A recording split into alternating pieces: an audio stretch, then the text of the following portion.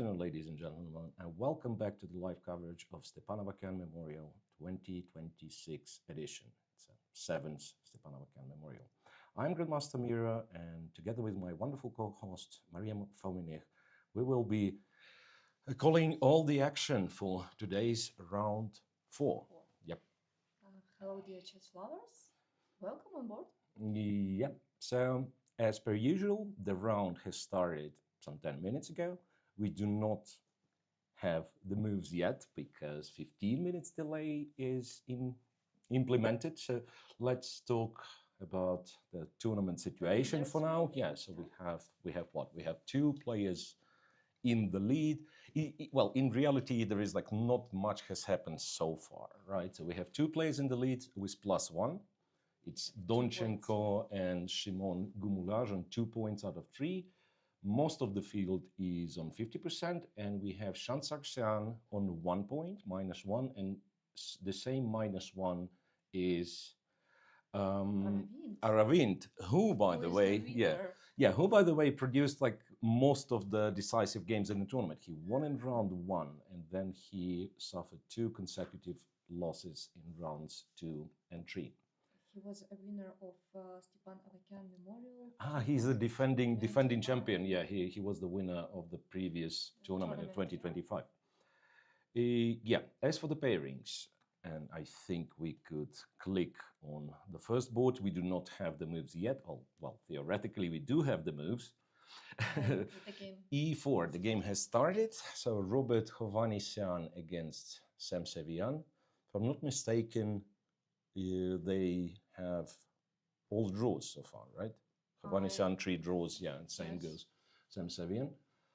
The same result, yeah. Yep, E4 he started. Yeah, E4, C5. The Sicilian, we do know what line in the Sicilian it will be, but for now, let's keep it a mystery. Let's move to the second board. There you have it, Shansaxian against Vladislav Artemiev. Shansaxian is on -1 after losing his game against Aravind. Yeah, right? But yesterday he defended. Yeah, he defended incredibly. Yes, that was it was quite an impressive game. Yesterday's game, I have to say, because not only he defended beautifully, but also his opponent Aram Hakobian. He was like it was a very high level game. It was a very high level game that almost gives you this, engine played impression when like two sides are so precise that with a human eye, we think, yeah, white is so much better and he will eventually win somehow. But no, the defense was fantastic, even though Ram Hakobian was pressing. Especially the end game. The end game was, yeah, I mean, the whole game is kind of fascinating. It was a lot of maneuvering and then like this tactical phase. And then in the end game, once again, Shansaxian showed the utmost precision. E4 is his opening move against Artemiev. Yes, that's all the information we will share for now. And we will move to board 3, where one of the leaders, Simon Gumulaj, is playing against Aram Hakobian. 1 C4. English opening. Yeah, so for now, we don't really know what it's going to be because, yeah, like you can, you have a lot of options to kind of, I don't know, say go E6 and D5, and white cannot really play the real English opening, right? Is it my move or is it a real move E6? I'm not sure now that I've clicked E6. I'm no longer sure if it was played. E5, yeah, E6 and yeah, obviously, it's like nowadays E5 is what you usually do. Some people play C5. Knight F6 is also possible. Yeah, but I'm tempted to say Knight F6 is kind of not really independent, right? Of course, I mean it's one of the good moves here, but it does not define the structure as much as say E5 or C5. And I remember there was some logic. I think if you're a Grunfeld player, there was some logic to start with 1 G6. I do not remember why exactly, what was the kind of the explanation behind it. But there were some players who would play the Grunfeld against normal D4, and they would go G6 on move 1.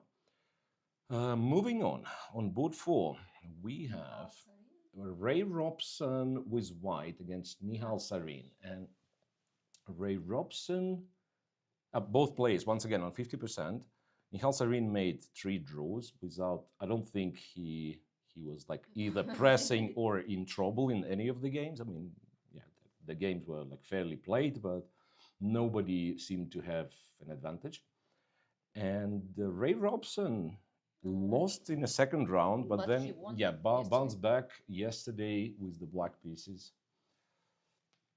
And here we have not even It's sure. also Sicilian. Yeah, the bishop b5 check Sicilian. So that this is called the Rossolimo Sicilian, and bishop b5 check, at least in every single like Russian slash Soviet book, it would be called the Moscow variation of the Sicilian. I don't know why, to be honest. But I know this variation by So you maybe it's Magnus Carlsen idea. He made it popular, quite popular. He so played really? it as well, yeah. Bishop Because b5. yeah, I mean, It looks like it's very simple, but actually it's not so. he probably did.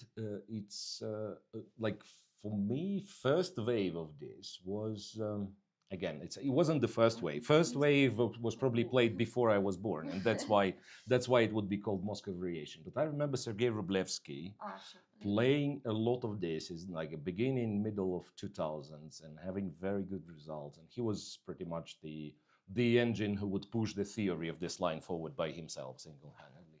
Yeah, the idea is just to develop after the yeah, so bishop d7 is played, bishop takes, and then usually it would be queen takes, and white would go for c4, and after some, let's say, set of moves like this, I'm not D4, quite sure. And after exchange, c takes, knight takes, g6, castles, bishop, g7. Bishop g7. Actually, castle's already not forced because you could go f3, bishop 3. Anyway, so the key is the pawn structure. Yeah, yeah. So let's say it's an attempt from white to play the Maroczy bind with the exchange of the light squared bishops. It's a lot of subtleties here. And great deal for white here. I was playing this and then I didn't check it for a long while, so I imagine like a lot of stuff has changed. Black, however, recaptured with the knight.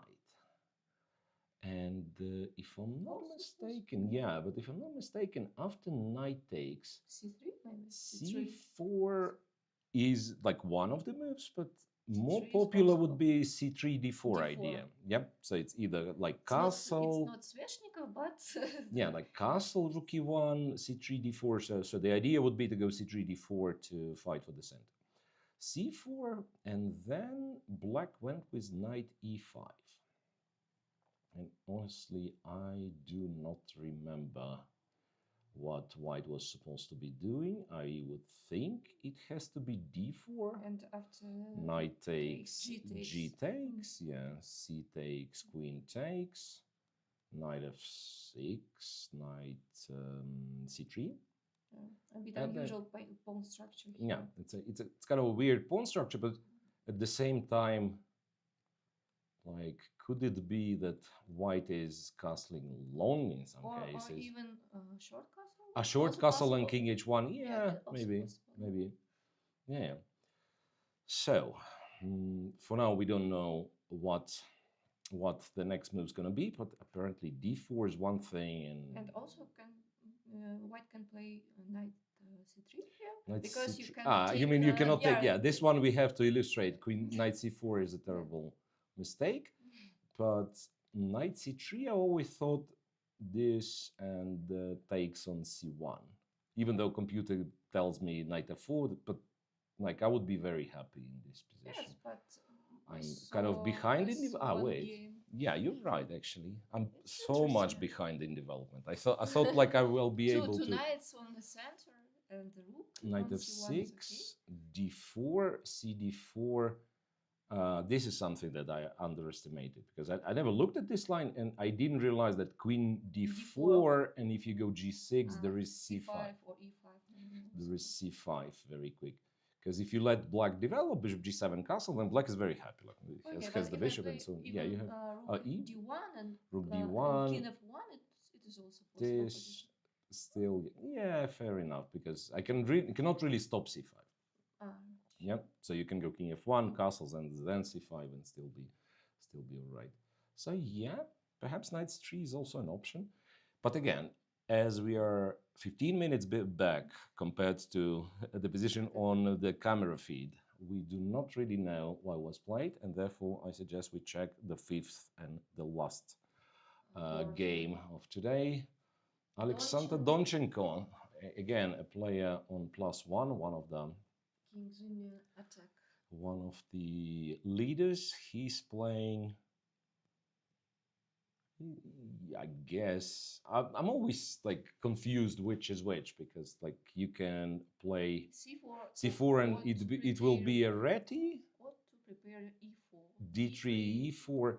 Yeah, no, I'm saying like terminology. So c4 it's always a reti, right? The combination of knight f3, c4 versus d5, and the bishop on g2. It's always called the reti.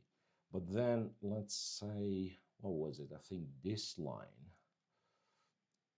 Maybe e6, knight d2, I remember knight some d7. games of Daniil Dubov in this variation.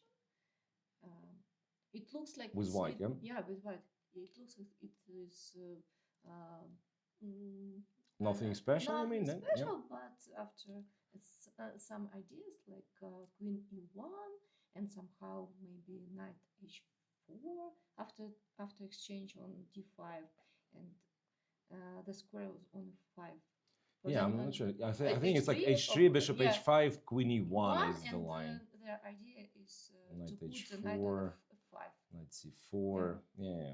Some trouble with this bishop on h5. Yeah, and I think it would be also called the reti, interestingly. Yeah. So I'm not sure.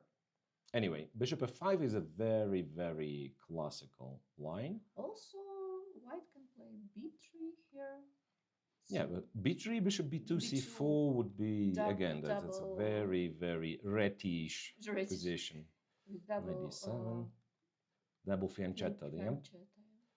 Here I think I can play bishop d6, if I'm not mistaken. d3. And some, let's say, some set of moves like this. It's not necessarily this moves and in this particular order, but something like that. And there is a very funny plan that white has to go rook a2, queen a1, yeah, bishop c3, rook b1, and then somehow go b4. Yeah, and also another option to play on the king side, for example, knight h4 at some moment, or even to prepare e4. Yeah, but maybe here then you go d3, right? That was also a thing. Yeah, there was also a thing. d3 and actually here bishop d6 would be a mistake because somewhere you would be running into this. So I think with d3, maybe that's just the better way of playing it. And then say black goes bishop d7, knight d2, castle. And then if you wanted, you could go c4 here, and then the bishop on e7, or you can go rook e1, next move or e4. even queen e1. Because the rook on f1, sometimes we can use it on so here, here, e5, and then to prepare f4 also. Yeah. Now, I mean, these lines are playable. So what I remember trying a lot would be this, and then queen b3 maybe. Queen b3 is one thing. There is like Grishuk played queen b3. There was this line d3, and then yeah, that is the problematic line. You take a take, and there is not much. There is not much for white, but it's a playable endgame. It's not like white doesn't have any idea here. So knight d4 somehow. It's like it's possible to analyze and play. The cool stuff happens if black doesn't take, because it looks very innocent. Yeah, like you go knight d7 and say I take here. Now that you played knight d7, cd5 looks strange, so you take ed5, knight c3. And then doesn't matter where this bishop goes, next move is e4. Even if you went bishop e7, there is like this line. e4, pawn takes, knight e4, knight d4. Now you have to take on c3, bc3, bishop g6. And some problems with development of yeah, so there is the old-fashioned line, which was rook e1, and you have to castle, and bishop takes nice c6. idea to take on c6. Yeah, bishop c6, and a lot of people would fall for knight c5, bishop b7, knight b7, and still knight c6. And then you take one guy, you take the other guy, and you get absolutely winning position. Because it's kind of an position pawn. pawn up, but even if you lose the pawn, it's like it's a terrible. Yeah, a7's weak, so I think like next moves you go like bishop e3 and rook d7. You don't even protect this one. That is really bad for black. But in reality, after bishop c7, there was some move. I think queen c7 would be the move. And if you were to take, then this is where black gets like serious compensation. Weakness in the Yeah, like side, light square weaknesses and so on. Right, so that is the kind of the old stuff. But I think like now they found some like h4 or something. Yeah. Like even f4 I had one game as like say 20 years ago or some 25 years ago, and I won quite quickly, but somehow it doesn't work because knight f6, f5, bishop h5, and you cannot do much about this bishop, strangely. My opponent just didn't play after f4, he didn't play knight f6, he played some h6 or something, and then white's completely crushing. Yeah, you just play f5 and rook b1. So the whole problem for white, like if rook b1 is possible to play, white is winning. Because you cannot possibly hold the queen side. Rook b8, bishop f4, queen c7, bishop f4, like always something's falling. Yeah. Yeah, so there is no, yeah, no, but what I like about this line that it starts like usually you play the reti and people think of you, okay, this guy, he wants to play, I don't know, 45 moves and then play some endgame, and in fact you are playing something very kind of very sharp. And then after bishop e7, this line doesn't really work, but there was Korchnoy's bishop e3. So we could date it all the way back to like Viktor Korchnoy playing it. And the point was, okay, you could still go for this endgame, and this is annoying, but like if black doesn't, then queen b3 is relatively unpleasant. So I covered b6, so there is no queen b6, and if queen c7 or queen c8, it looks like London system with the colors reversed, yeah. But that is also like kind of funny thing because I'm not entirely sure, but I think the London system, the name was maybe I'm wrong, but anyway, I remember Lasker playing against Reti. So Reti opening was invented, not a big surprise, by Richard Reti. Richard Reti was playing the Reti opening, and then Emanuel Lasker played this setup with bishop f5, and they were having this old-fashioned the b3, bishop b2, knight d2 line, blah blah blah, and I think they were referring to it as the London system against the Reti. So it's quite possible that that the name for the white setup it actually comes from black setup. Yeah, but I'm not sure. Again, like I'm not a kind of not a chess historian of sorts. It's just like it's quite cool. And I believe till this day, if you play this position with colors reversed, so your opponent plays the Reti, you can go for this knight f6, g6, d6, and c5, b6, this setup, and it's playable. It's nothing wrong with it. Anyway, too much explanation it's one for of the best system for yeah, could be, especially if you want to play, if you want to have kind of more complex game, right? Because like also if you have an experience in this position. Yeah. Okay, so this is it. Now could see what's happening. I mean, since we have this game already, so bishop f5, e6 was the real. No, we do have the moves. I don't even have to look at it. Knight h4, bishop g4, h3, knight h5, queen e1, knight f to d7. The idea is to attack the knight on h4. h4, right? Because there is no g4, for instance, and after f4 again, queen defends the bishop. Black goes bishop e7. Yeah. Yeah, it's an unpleasant exchange on h4. That's why I think. Yeah, very likely you just go back to f3, even though in some positions you could consider this, right? GH4. Yes, I know the pawns are not very nice, but black had to trade the bishops. Maybe he doesn't take on e4 in reality. Maybe he just takes here immediately. Yeah, it's just to save the pawn on d5. Yeah, to hold the center. Anyway, that is maybe not the sharpest, but at the same time, it's like strategically complex line. Yes, this idea with knight on h4 is Dubov's style. Yeah, I think I've seen so Kramnik done something similar, and then then Daniel Dubov also, I believe, played something like that. Of course, he returned back to f3 after. He did play knight f3. Of course. And then. And here are some interesting options for black, because you should choose f5 or maybe takes. Well, you can just take and say two bishops are not that important in this position, or you could indeed play f5, which to me looks risky. Dutch system. Yeah, to me looks with risky. Bishop on h5, you know? Yeah, the bishop is better compared to like real Stonewall with the bishop is yeah. on c8. I agree, the bishop is better, but after e4, somehow I am a bit scared that everything will fall apart. Okay, we'll see. We'll see. So let's go back to board one, right? Okay, let's go back to board one, and I will switch the camera to board one, where Robert Havanisyan is thinking against Sam Savian, and we get to see what the line of Sicilian they've played. Knight f3, d4, and queen takes. Oh. And I'm very happy. Line. Yeah, queen takes d4 line, knight f6, knight c3, knight c6, bishop b5, the old-fashioned line, right? Bishop d7, bishop g5 e6, castles, bishop e7, rook e1, queen a5.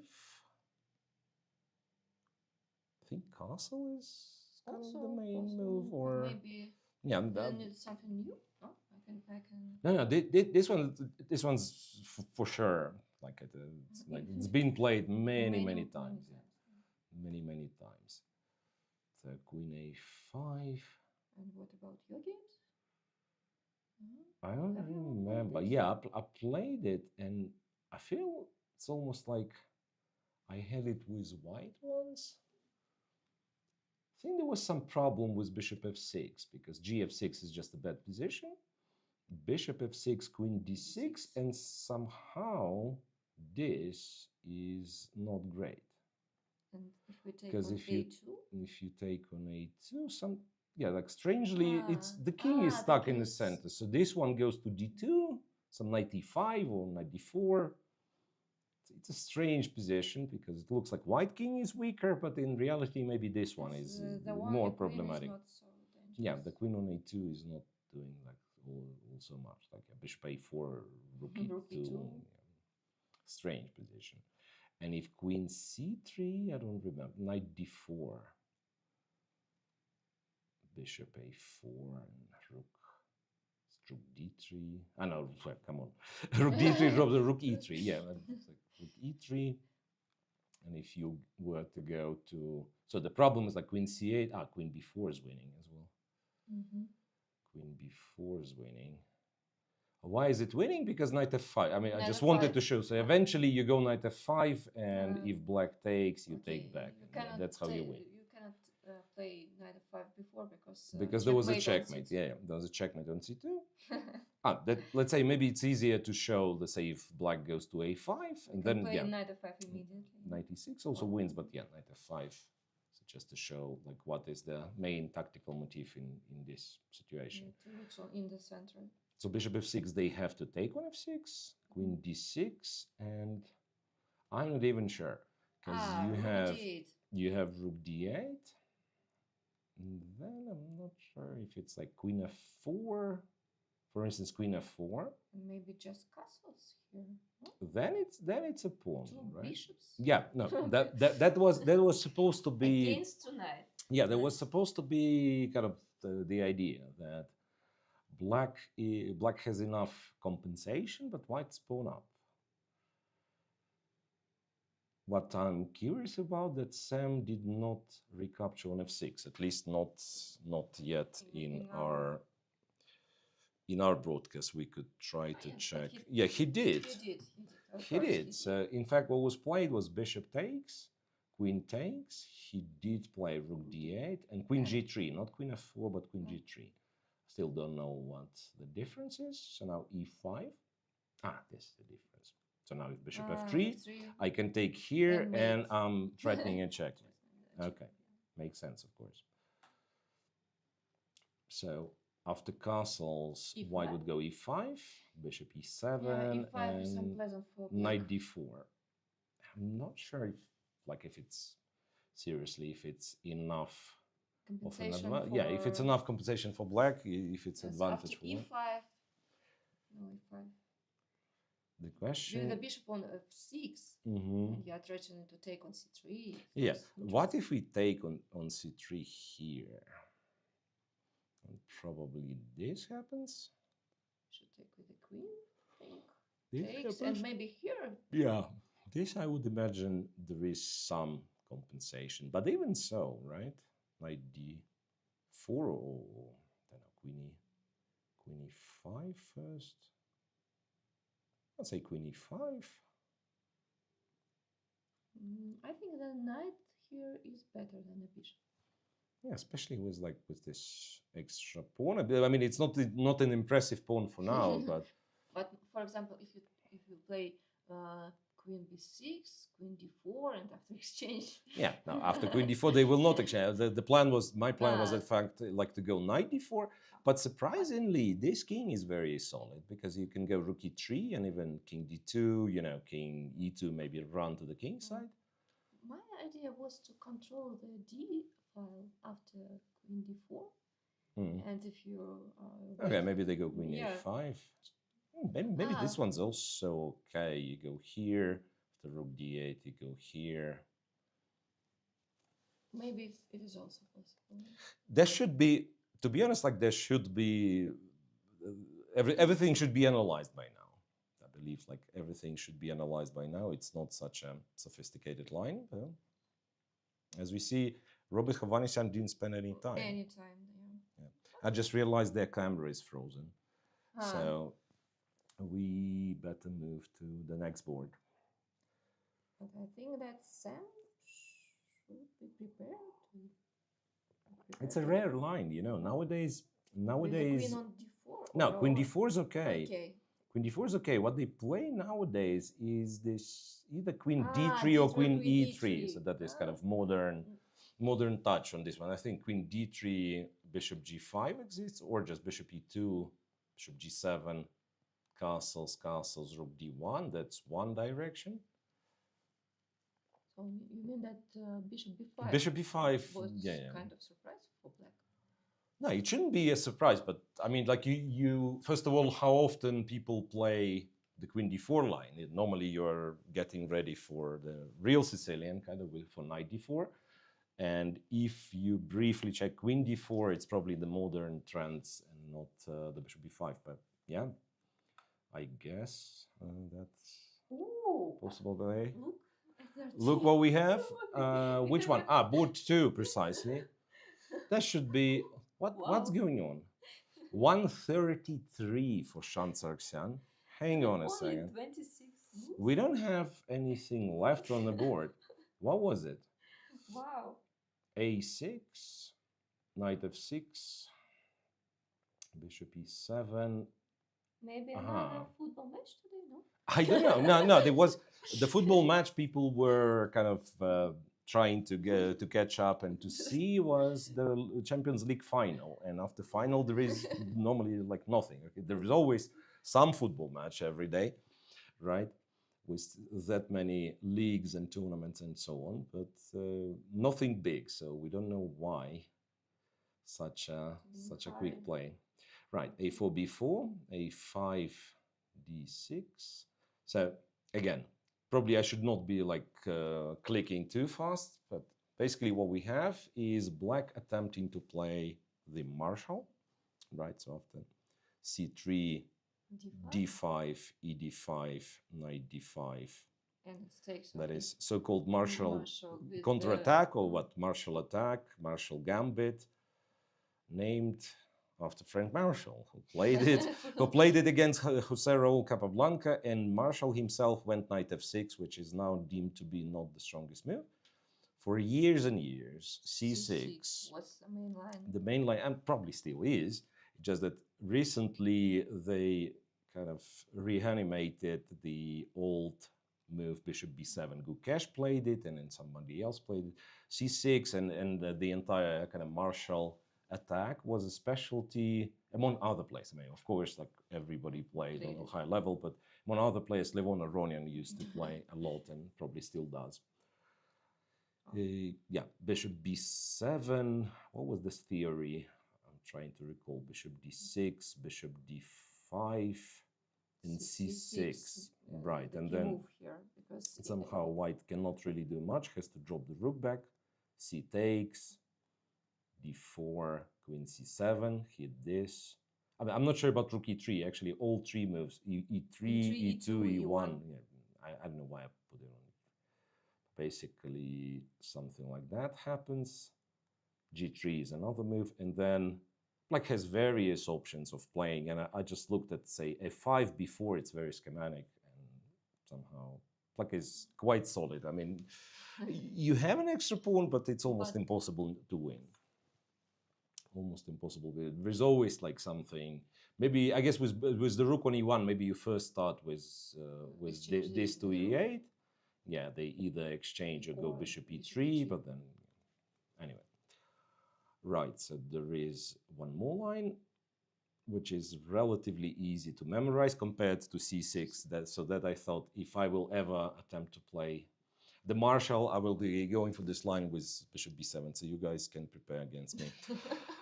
Right, and then you have the marshal, and you have at least like 4 decent anti-marshals, which is d3, a4, a3. A4 was played. And h3, I think. These 4 probably d4. D4 is yet another anti-marshal. A4 was played. A4 for a very long time, people thought that b4 was the only move, and then Carlsen played rook b8 in the match against Jan Nepomniachtchi. I think bishop b7 is also the move. Yeah. So I guess kind of the point was that after bishop b7, white would go d3, and the bishop is a little bit stupid, like looking at this pawn. Anyway, b4, a5. Looks like they're following some theoretical sequence. So big theory here. d5, d5. I don't know how amateurs could know all these lines. No, but that's why I don't think kind of club level players are keen to play, the marshal, because it's too much to learn, and it's not necessarily beneficial. Like you try to memorize all the lines and still, like read all the classic. But it's amazing how nowadays you have like all the information available. Imagine how even this in chess.com or the chess base. Anyway, you have the database, you have the engine, you have various like pre-recorded chess courses and so on. So literally it takes you maybe a couple of weeks to learn the opening, to analyze it. Like you have something analyzed for you. While back then, I still cannot imagine. Like you found this, like Frank Marshall, apparently, he had seen some amateur playing this gambit, or he found it like this idea by himself, and he was waiting 6 years reportedly to play it. So there were different times. Anyway, rook takes, knight takes, here, here, here. Bishop e3, knight d5. All theory, apparently. Look at the time. 1:32. For such started with 1:30. It's Nepo style. Rook c8, c4. Well, and Artemiev is once again defending himself in slightly inferior rook endgame. I mean, it should be a draw. Well, I guess one has to know. One has to know. G6. But whenever I see kind of rook behind, I'm a bit worried. Yeah. But I rooks guess my might pawns are all just full, and just yes, and also block rook it. c5 to block the pawn as early as possible. Yeah, maybe for our less kind of experienced viewers, we could show like what is the danger of an endgame like that. Let's say we get here, and maybe black goes like f5 or something. Just I don't know, h6. F4. Yeah. So you go f4. And then Let's say if they go here, well, one of the things you could do is just like no, okay, it's actually a bad move. Yeah, of course, you go king d4.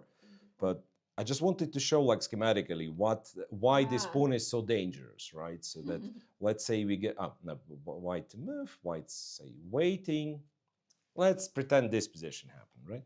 And then white can wait, and it's essentially a pawn endgame, right? Pawn endgame with the side pawn. So whenever you take, white trays and goes here, right? You could try to wait, and then white again goes c7. Yeah. So it's kind of should be more or less explaining why, like when the rook is behind the passed pawn, it's a little bit concerning, but absolutely right. We block it as soon as possible, and then I guess we go with the king. And we can prevent this activity for... Yeah, and we are just in time, right? And here we Just can save start it. attacking these pawns. Rook f5, But- rook h5. Yeah, like rook h5 and c5 and king c6. c5, king c6. To stop the c5 pawn. probably loses our pawn, right? Because rook d5 is a threat. I mean, it's And still also equal. rook h3 is a threat also. Yeah, it's Because equal. the pawn No, I is was like, blocked. I was thinking, let's say I go here and they Takes. take, and I go here, and but Ah. of course there is no chance. Yeah, of course there is no chance. Rook h5 again. But we have also pass pawn here on No, I was thinking like some, don't know what I was thinking. Anyway, this one, even though it's in progress, it's probably game over in reality.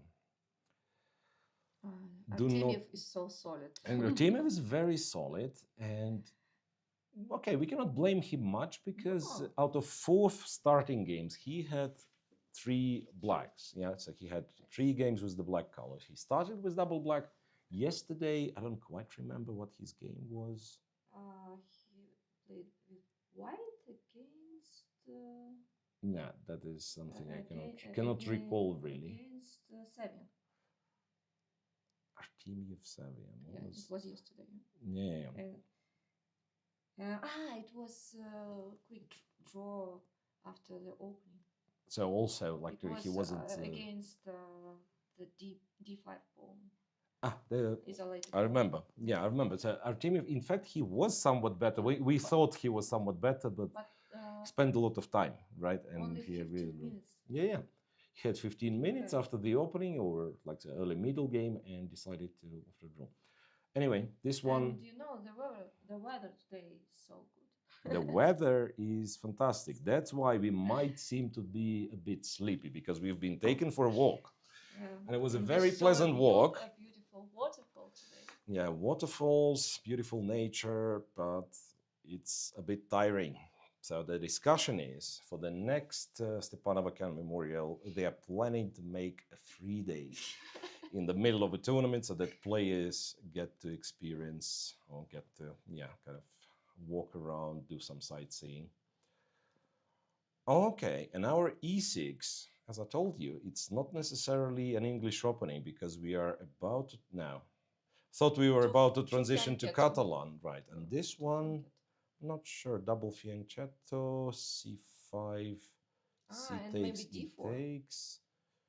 Usually it's d4, and there is a modern castles line, I think. Anyway, yeah, d4 castles, knight e4. D takes, bishop takes. Against with d5 pawn.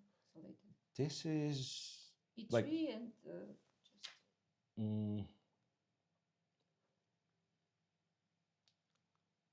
from black's perspective, it looks like a Tarrasch defense, to be honest. It's just that. But with 2 bishops. The bishop on b2. Yeah. No, but seriously, like if you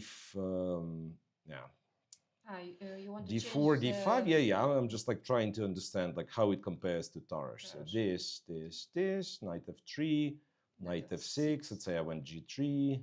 You went, what, knight c6, bishop g2. Now you didn't go for Dubov line with cd4. You played your, say, bishop e7, castles, castles. Say, b3. Maybe b3, Uh, bishop. What do we have in our game? No, we don't have anything. Bishop, I don't know, g4.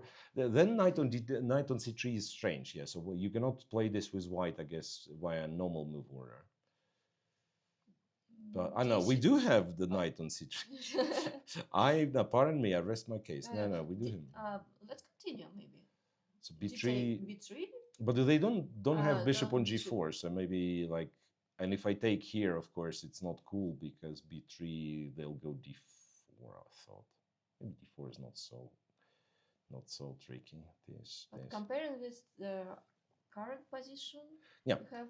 Anyway, let's stick. Yeah, you're right. Let's stick to the actual game position. So this is it. Castles knight e4. They took e3, queen e7.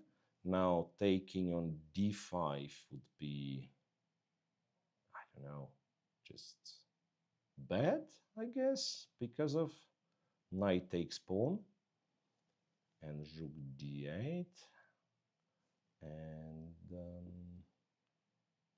by the way, we have our first results. Result it is Sargsyan Artemiev is a draw. Yeah. Okay, that is a very quick result. Only 1 hour, maybe. Even less, right? Even almost 1 hour. Yeah. Now, so knight f2. Well, actually, queen d5 would kind of be possible. Because here I thought black is just winning. You have queen g5. Like queen g5, knight g5. Take on e3 or maybe. Looks incredibly ugly. I mean, either way. For white. Yeah. Rook d1, bishop f1, bishop e3. Yeah, maybe it's too much risk. Knight e4, bishop h3. No, it's crazy. Shouldn't do it. White went knight c3, a normal move. Rook to d8, knight e2, controlling d4, bishop g4, and there we are. But somehow this sacrifice on f2 is maybe always in the air. Always in the air. Say maybe, I don't know, rook c1.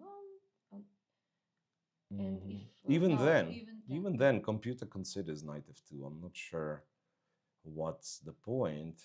Just to take on e3 and then take one of the rooks. Yeah, like of course. If, for example, king h1. King h1.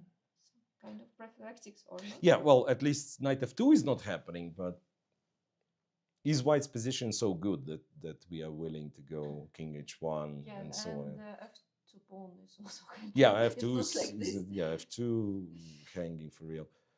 No, like the most tempting move is of course h3. If I can go h3 and not lose, any problem. kind of not lose tactically, I'd probably be happy. Okay, let's calculate. Because if you take, I'm not worried. If bishop h5, I think knight f4 is cool. Bishop takes, and I can even take with the queen, right? Yeah, because knight d2, queen g4. Knight d2, queen g4, and I mean, there is like f5, queen f5, bishop d5. No, white should be winning.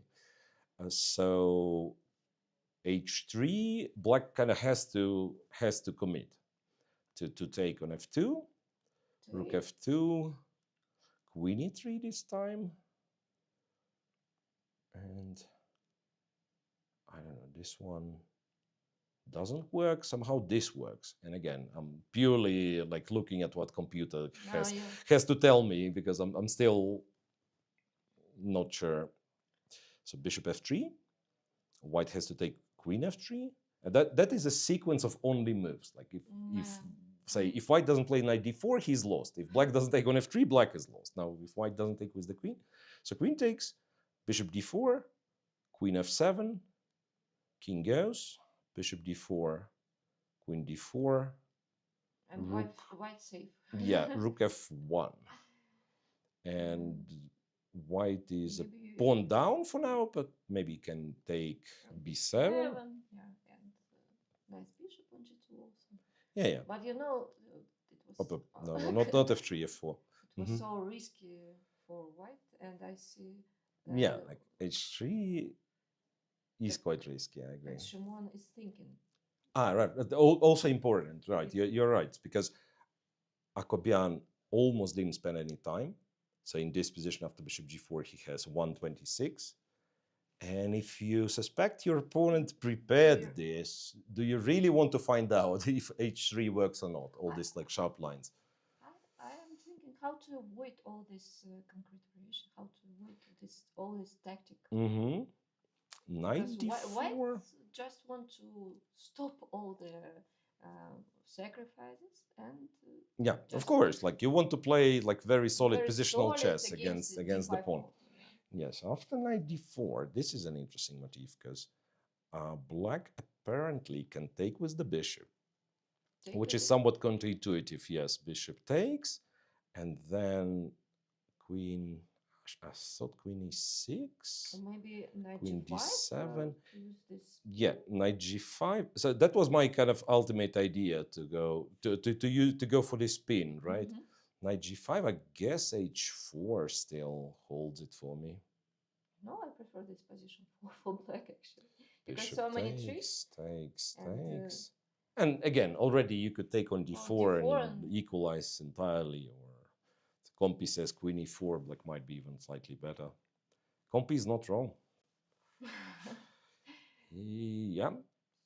So something happened with it's hard to find the Shimon. move. No, I'm not sure. I'm not sure. No? Because like probably this position exists, and again you have to go h3 and sort of go for all of these complications. Because now wait, Oh, previous well. move, yeah, like 92 could be Ah, not the move.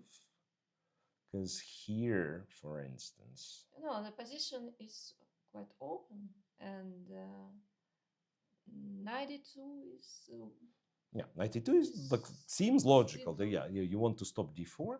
Like for but instance, I'm just looking at some other line that computer has to offer: knight c3, bishop c3. And again, if you were to go back, then knight d4, or even queen d3, queen d2, it goes.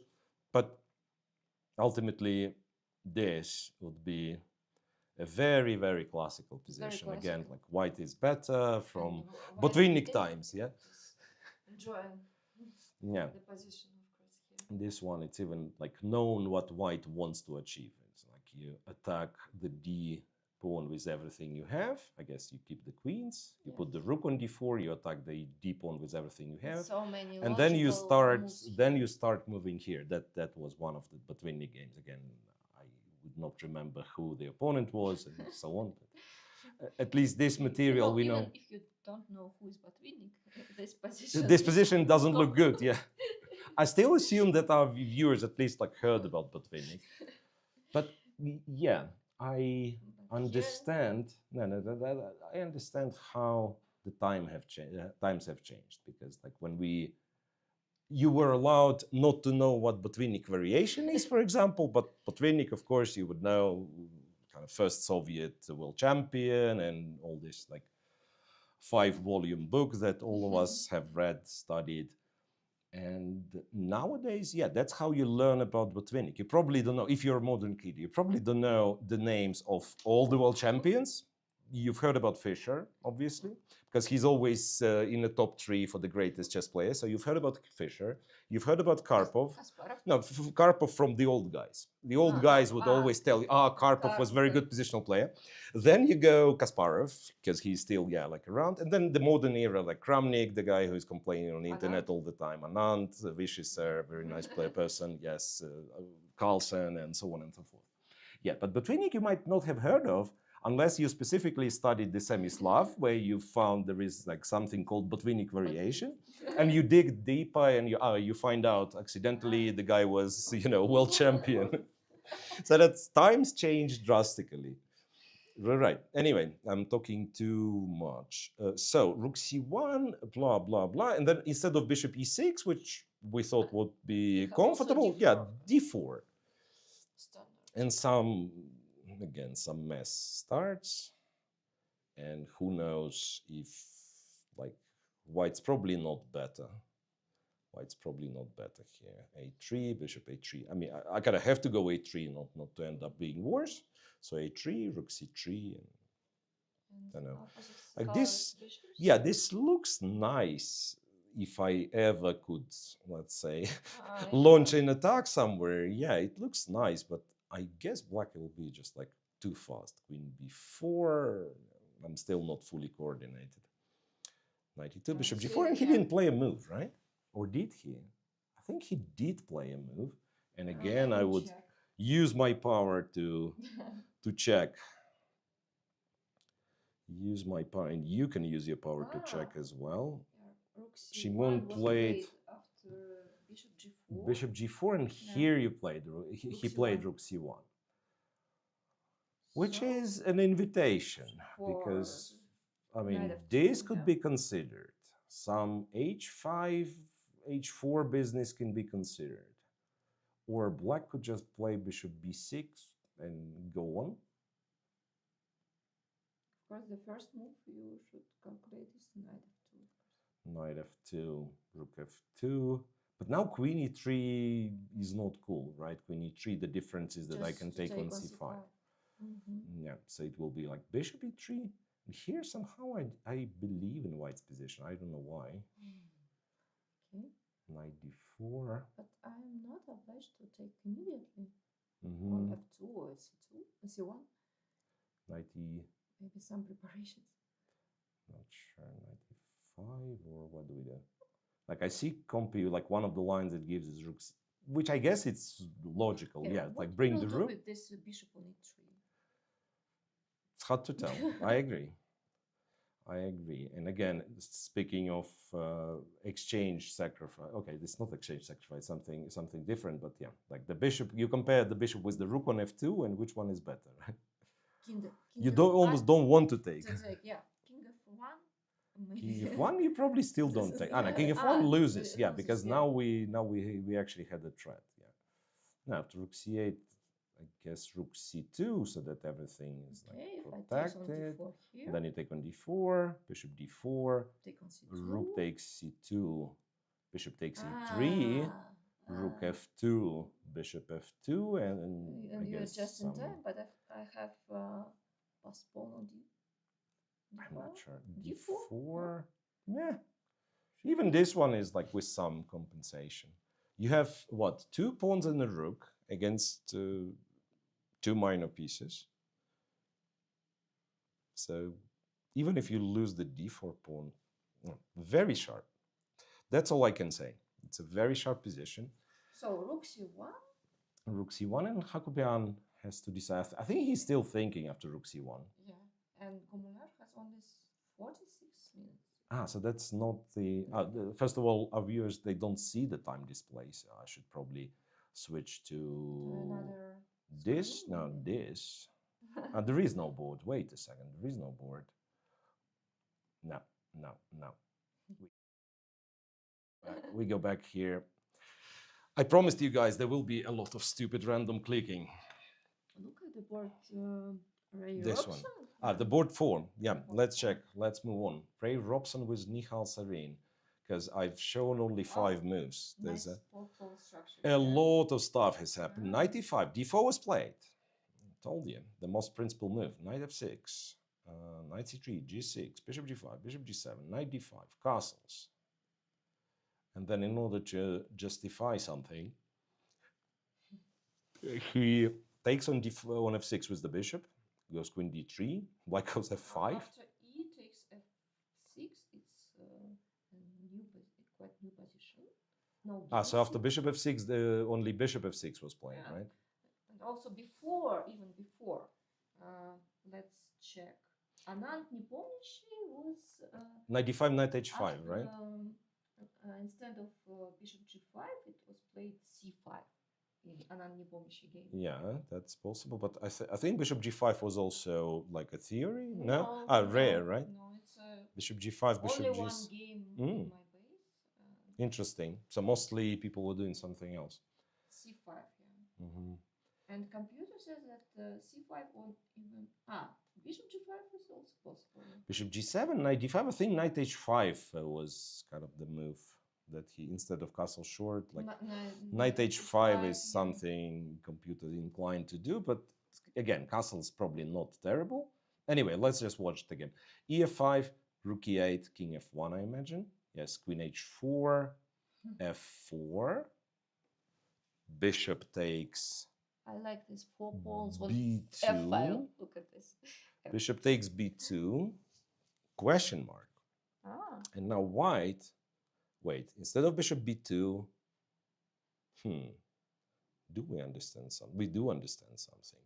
Bishop d4 is a very important resource. And if you take, it's perpetual. Yeah, it's a perpetual. It's not more for black, but also not less. So bishop b2. Now white apparently could go rook to d1. And that was like very clever, because now if you go bishop d4, queen g3. And then this hanging, this hanging, you have to take hg. And a lot of pawns for white. No, I think it's just the threat on c7. c7, f6 from, oh, sorry, f6 or f6 with the pawn is also, yeah. So black would be just lost. Instead, white went rook b1, and then again, black has bishop d4.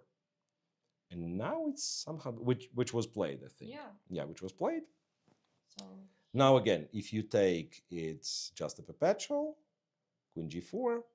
If so you do not take, yeah, it was a chance for Robson, which he missed. And now there is a little problem on f2. And if now? If now queen g3, queen h5. And I'm not sure why can't I play rook e2 maybe, or even like takes here. Okay, I guess I can take on g6 first. H6 and some king g2. Rook e2. Rook e2. Some initiative for black here, I think. And so I have to go. d4.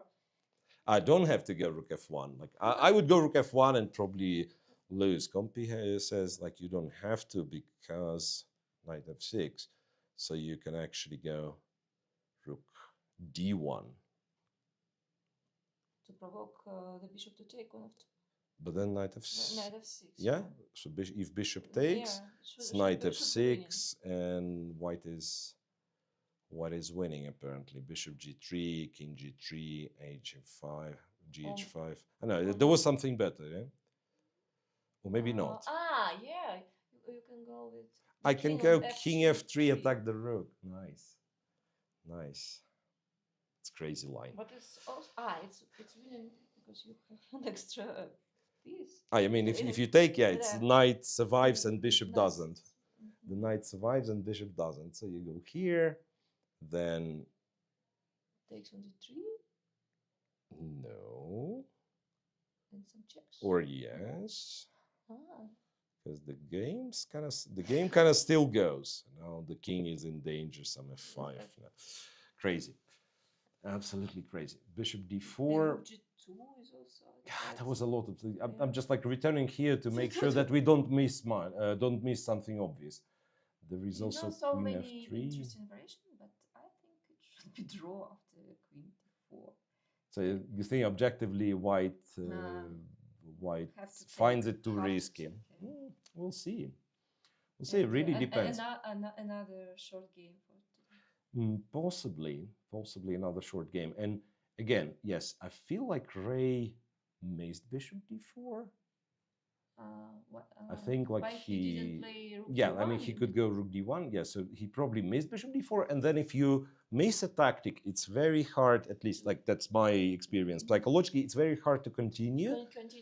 It's very hard to continue because you don't really know what kind of. The position is unclear. You just got, the kind of the bell that, you're not perfect today. You're blundering. Yeah. So like to find guts to continue instead of like, you take the bishop. Save yourself. Yeah. Just take on d4. You guarantee the draw against the top seed. It's not impossible that he accepts it. And what else? Donchenko on board 5. Donchenko Aravind. And I think this one we also did not update for quite a long time.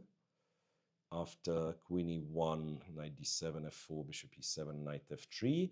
Black just took on f3, bishop f3, and went h5. e4 takes, h4, g4. I don't have it yet. g4 was played, right? e5, f5, bishop g5. I'm seeing it from Don't you play? It's just walking around. seeing it from your screen. Bishop g5, knight d2, knight f6, And king g2, where apparently knight c4 was cool. King g2 is not a bad move. Just like he could already go knight c4. King g2 he played. Yeah, he played king g2. Still. Okay, what the position? F5 pawn is very strong, of course, and maybe h4 pawns could be a weakness after the trade of bishop. Yeah, like it's hard for you to castle, right? Because this would mean takes and this would mean this pawn's always weak and so on. e5 pawn is also okay. We have no active bishop on f3, but yeah, the bishop is not great. but structure's nice and structure. some advantage, right? Some advantage in terms of space. However, and if we have some problem with development for black. Yeah. If I just do this, maybe some long castle for black. I mean, to say play queen e7. Oh, yeah, queen e7. Go here. Takes. You'll take Knight b d7, and then say next move. Escape to the long. I don't know, a4. Okay. a4 is stupid, by the way, because you have knight b6. I actually have to. No, I have to go rook d1 so that I'm threatening knight d6. And this is where you go long castle. Yes, this is where you go long castle. And I think that check is not so. Yeah, and I have a lot of like cool moves forward, but when I played all of my moves forward, I understand, yeah, this knight is hanging, now knight c5 and so. Of course, just look on the. Yeah, some queen a5. Actually, the line, the kind of the tricky line continues. That's why maybe it was better to put our queen on c7. Here. Yeah, to avoid go queen c7. to protect knight this, c4, on a5. Bishop takes, rook takes, but if you were to go knight d7 here, the problem is that I go g5, I think. G5. Yeah. With queen on e7, this would be hanging, and now I can seemingly just collect the pawn. Oh, no. Castles go queen g3 or queen g4, I'm not sure. Queen g3, h4. Very tricky. I still wonder why didn't he play knight c4? Maybe some idea with b5 and check. Maybe check immediately. Maybe check immediately. Check. Bishop e3. Bishop e3. And knight e3, and this one. This one's not hanging, right? Why? If we takes. Rook d1. Rook d1. And if you move here, b3, b3, yeah, simply b3. Not pleasant, yeah. And if you don't take, then probably again, like you undeveloped or black's undeveloped, this one hanging, you cannot castle. Maybe it was a loss of a tempo. It doesn't like spoil the position much because the king is like fine on g2 and not having to worry about this diagonal is nice. But looks like knight c4 would be a more direct approach. And then if you take again, it's pretty much the same. But there is no other line that queen b6 check. Let's calculate b5 maybe. b5, but then I have rook d1, rook d1, knight d6. Yeah. So it would be really unpleasant for Aravian. So Alexander Donchika has an initiative, but yeah, even the way he played, yeah. One extra move, yeah, even the way he played, he also like has a serious advantage, it would seem. I don't know. Maybe he has absolutely different plans. I'm thinking, could it be that if black starts kind of defending the king side here with knight h7 and so on. Could it be that white will somehow try not to trade the bishops and just say go rook f2 and some b3, bishop b2, rook d1? Don't know. It's probably too optimistic, but who knows? b3, a4 also. Good structure. Yeah, this and this. Right, but first, like, want to put it. On the other hand, it's too long. Tricky. Yeah, it's a long plan. It's a long plan. I agree. Anyway, to sum up the first hour of play, here. We have one draw. Yeah, we have a draw, Sargsyan Artemiev. Not that much of an eventful game. This one looks promising for Donchenko. Then Robson, Michal Sarin, we suspect could be a draw. And that is what? That is board 4. Let me. Pardon me. We are still here. Of course, Robson is thinking bishop is still on d4. That's what I can see from a camera view. So again, reminder, if white takes on d4, the game ends with perpetual check. And that is quite likely to happen by now. And again, like the more you think in this position, the more likely you are to say, yeah, I still don't see, let's say 15 moves from now, it's unclear, my king might be more vulnerable than my opponent's king, and very often you just take on d4. Gumulaj with Hakobian on board 3. We thought Hakobian was doing pretty well. His position looks like Tarash, but it's not Tarash. No move after rook c1, right? Or maybe we do have an update after rook c1. Let's just quickly see. Rook c1, the move that was played was bishop a3. Another interesting option. But then you have an isolated pawn. Every trade is for white. It's kind of like beneficial for white, but it's again, it's very how to say, it's very concrete position, right? Bishop takes, queen takes. I'm still pinned. There is still some like d4 ideas. So if say knight fd4, knight d4, ed4, how on earth black can be worse, right? So I'm not sure what do I do after bishop a3. Because queen c2, I run into more tempi somehow. Maybe. Do I have just rook ac8? If I go here, you take on f3 and knight d2. So I cannot go queen c2. I guess I have to take. You have to take, and here. Don't know. It's hard to defend this one. Maybe we can play h3, bishop takes, bishop takes. He just takes a pawn. Yeah. I don't know. I don't see it. I don't see it.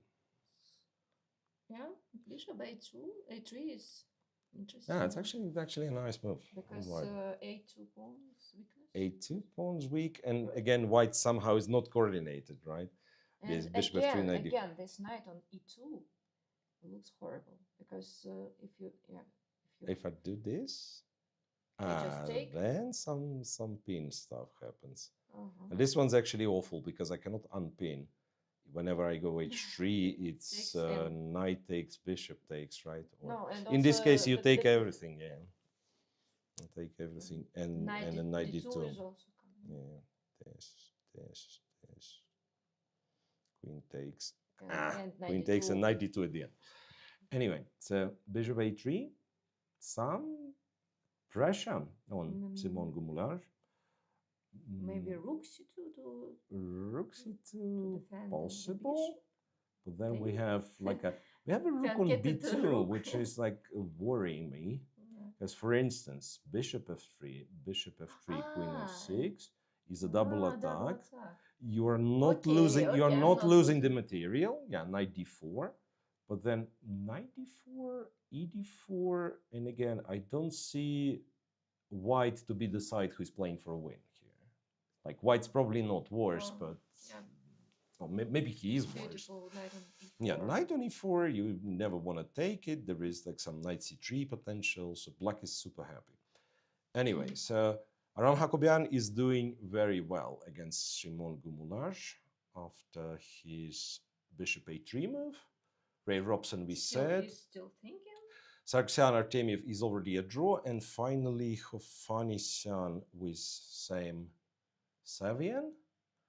Hovanesyan, I thought he had some advantage. Do we have some development? Because look what happened. Rook d8, queen g3, Sam captured c3, rook d8, queen d8, took here, castle, queen e5, queen b6, rook e3. And I don't see... Any new moves? It shows that there were new moves, right? Queen a5, king b... Oh, wait. Queen, was it queen a5 or queen a6? Queen a6. Queen a6, and maybe king b2, again, check, king c1. Interesting. question. Interesting, because after queen a6, you have knight d4. You have knight d4, and it's... And if I take on a2? Take on a2, and I thought this, where you have to go g6. this, some... I don't know how real it is. Yeah. And if I check, you can even go f6. My idea is to not this check. Not this check. A3 check. And return with the queen. The queen on e7. Then I have a fancy move, knight f5, which you cannot take, but you have a check on the d file. So I shouldn't be doing that. H5, yeah. F6? F6, and I will take on e4. Rook e8, and then fair. If I... You can.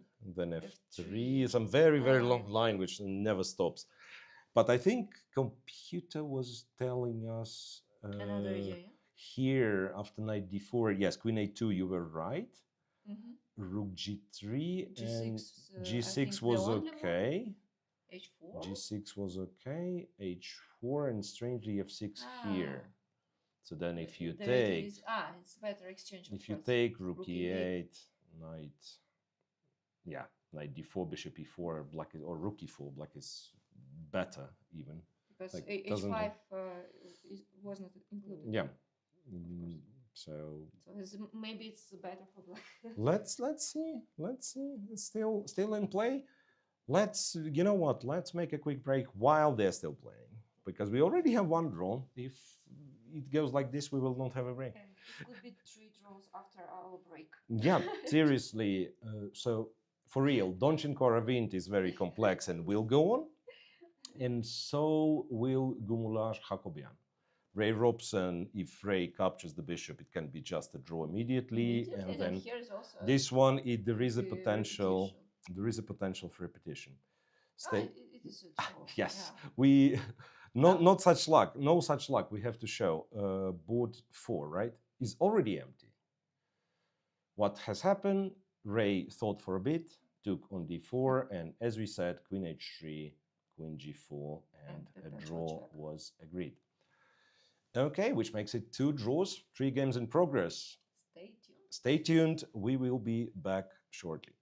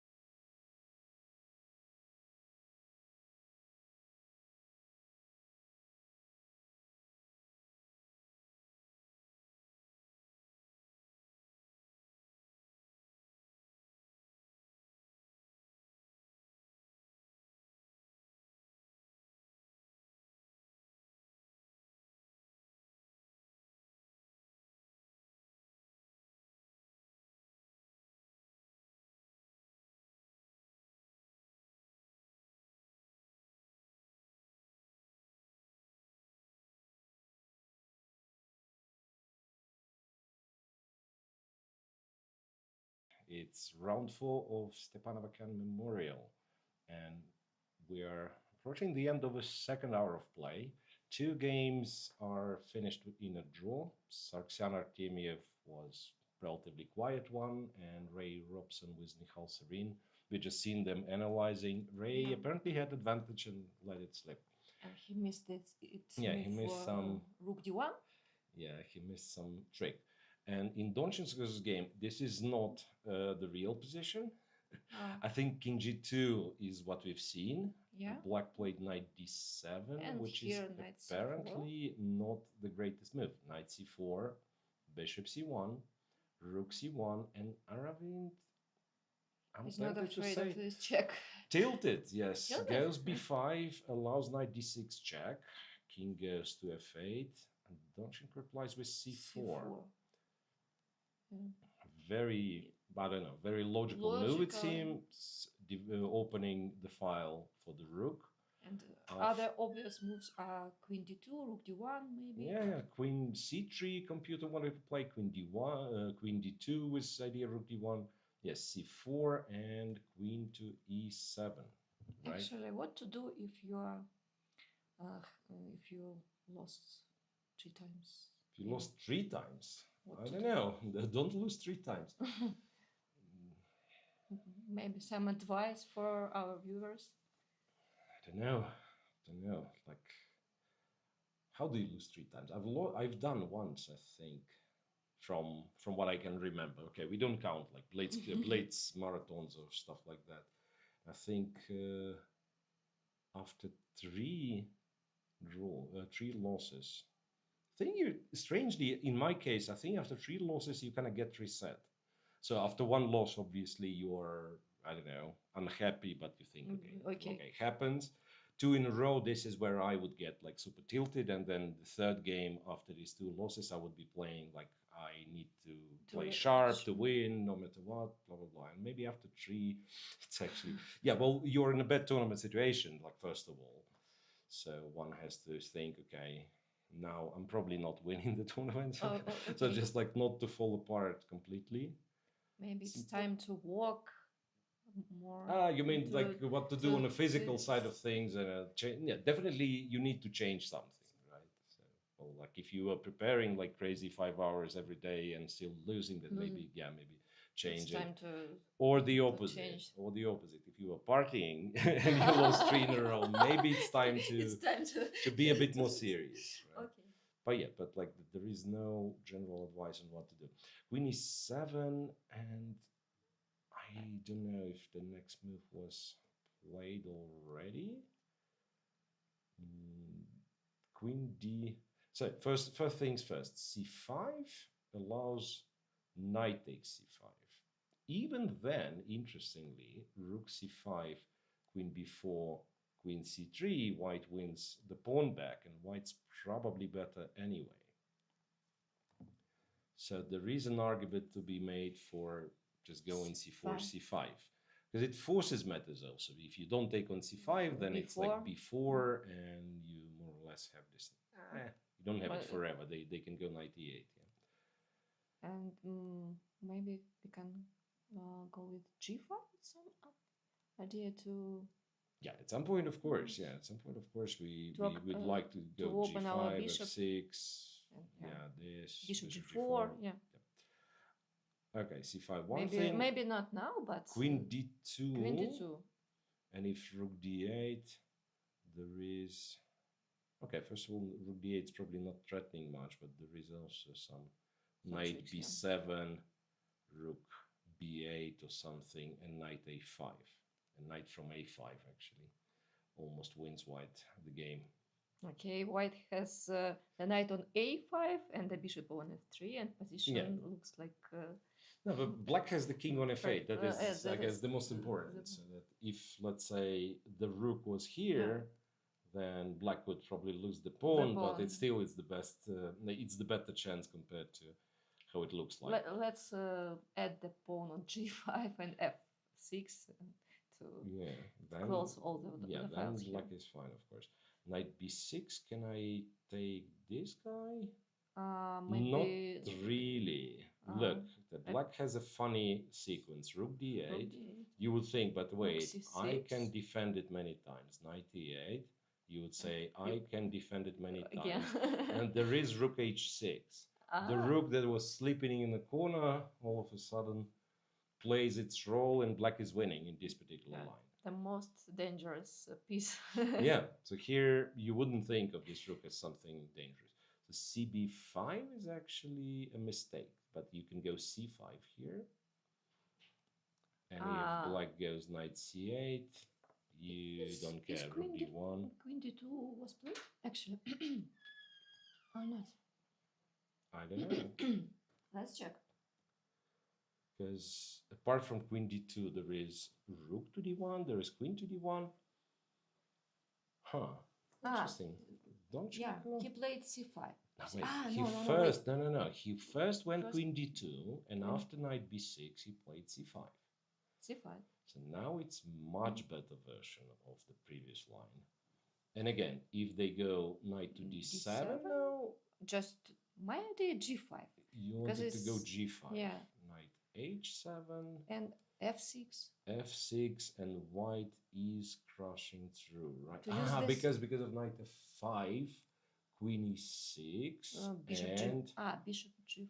bishop g4 no, as well. no, Yeah, no. there is this tactic apparently. g6 and queen h6. It's a bait idea. Right, and we are advised by some battle Pluton that there was a rook d1 move here, here, here, G5, here, g5, f6, knight f5, and rook and d1 as also, well. Yeah, of course, rook d1. Attack this and some and queen d8. Queen d8. And g6 Very nice. also some. Yeah. So it could be very fast. Yeah, this one. Winning. But also this also winning because knight c5. Rook d8 or not? No, queen d8. G6. There is always g6. Yeah, g6 and queen h6. Wow. So in a big trouble, Aravind, after losing 2 in a row, and now he's once again in a very critical position. He didn't play a move yet. So knight c8 is knight c8 terrible. Maybe knight rook d7 d8. terrible. Rook to d8. But what stops me from G5 now you pinned me. So if I go here, you go knight h. Knight f5. Knight e8. Knight e8. And if we f6 here, it's no g. Somehow we don't have knight f5, and then it's not so good. clear. But maybe rook d8, d1, just to protect the knight on d6. This knight to c4. Okay, just go to c3, e2. C3, and then when they take. This is surprising.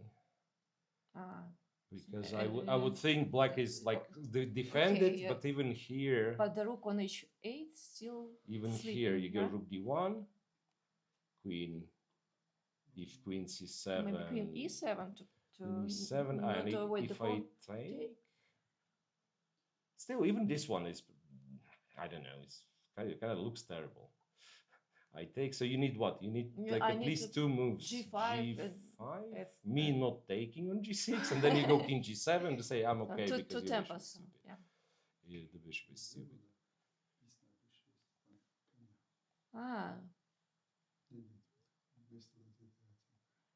So here. To take on b6. Takes on b6. And to take on a7. Rook d3. And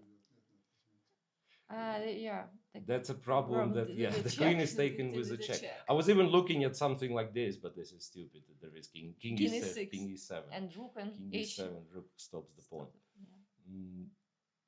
I feel like still. You know what? Maybe we move the queen first. Queen a5, maybe queen d4. Queen a5 is interesting as well. Queen a5 if knight c8. But rook on d8 is hanging at some point. Maybe g5, f6 now. You wanted this. This is my g5. f6, takes and knight f5. knight f5 again. And if I go queen c7, queen you c7. just trade, And take on take f6. here. And this is a funny little horsey on On c8. c8? You know Without any moves, yeah. what winning move's gonna be? Rook d1. Rook d1 or bishop winning g4. move will be rook d1. To attack this. Yeah, knight. like I thought knight e8 to win the pawn, but then rook d1 wins. Rook d1. If you don't play knight e8, but you play knight e6, yes, you're not losing immediately, but then this knight has 0 moves. Yeah, but King you has know, 0 moves, and so after on. knight e8, all your pieces on the back rank. Yeah. No. This looks terrible.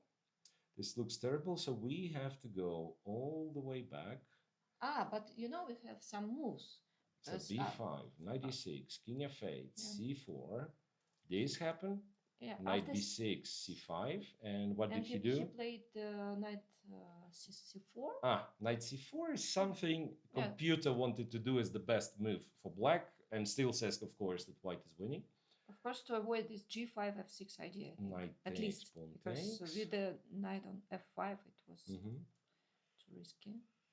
Now, but if we again, you have computer suggesting something else. Whenever I see the pawn, I believe we take the pawn. We take the pawn. I don't care. Rook d1, something, yes.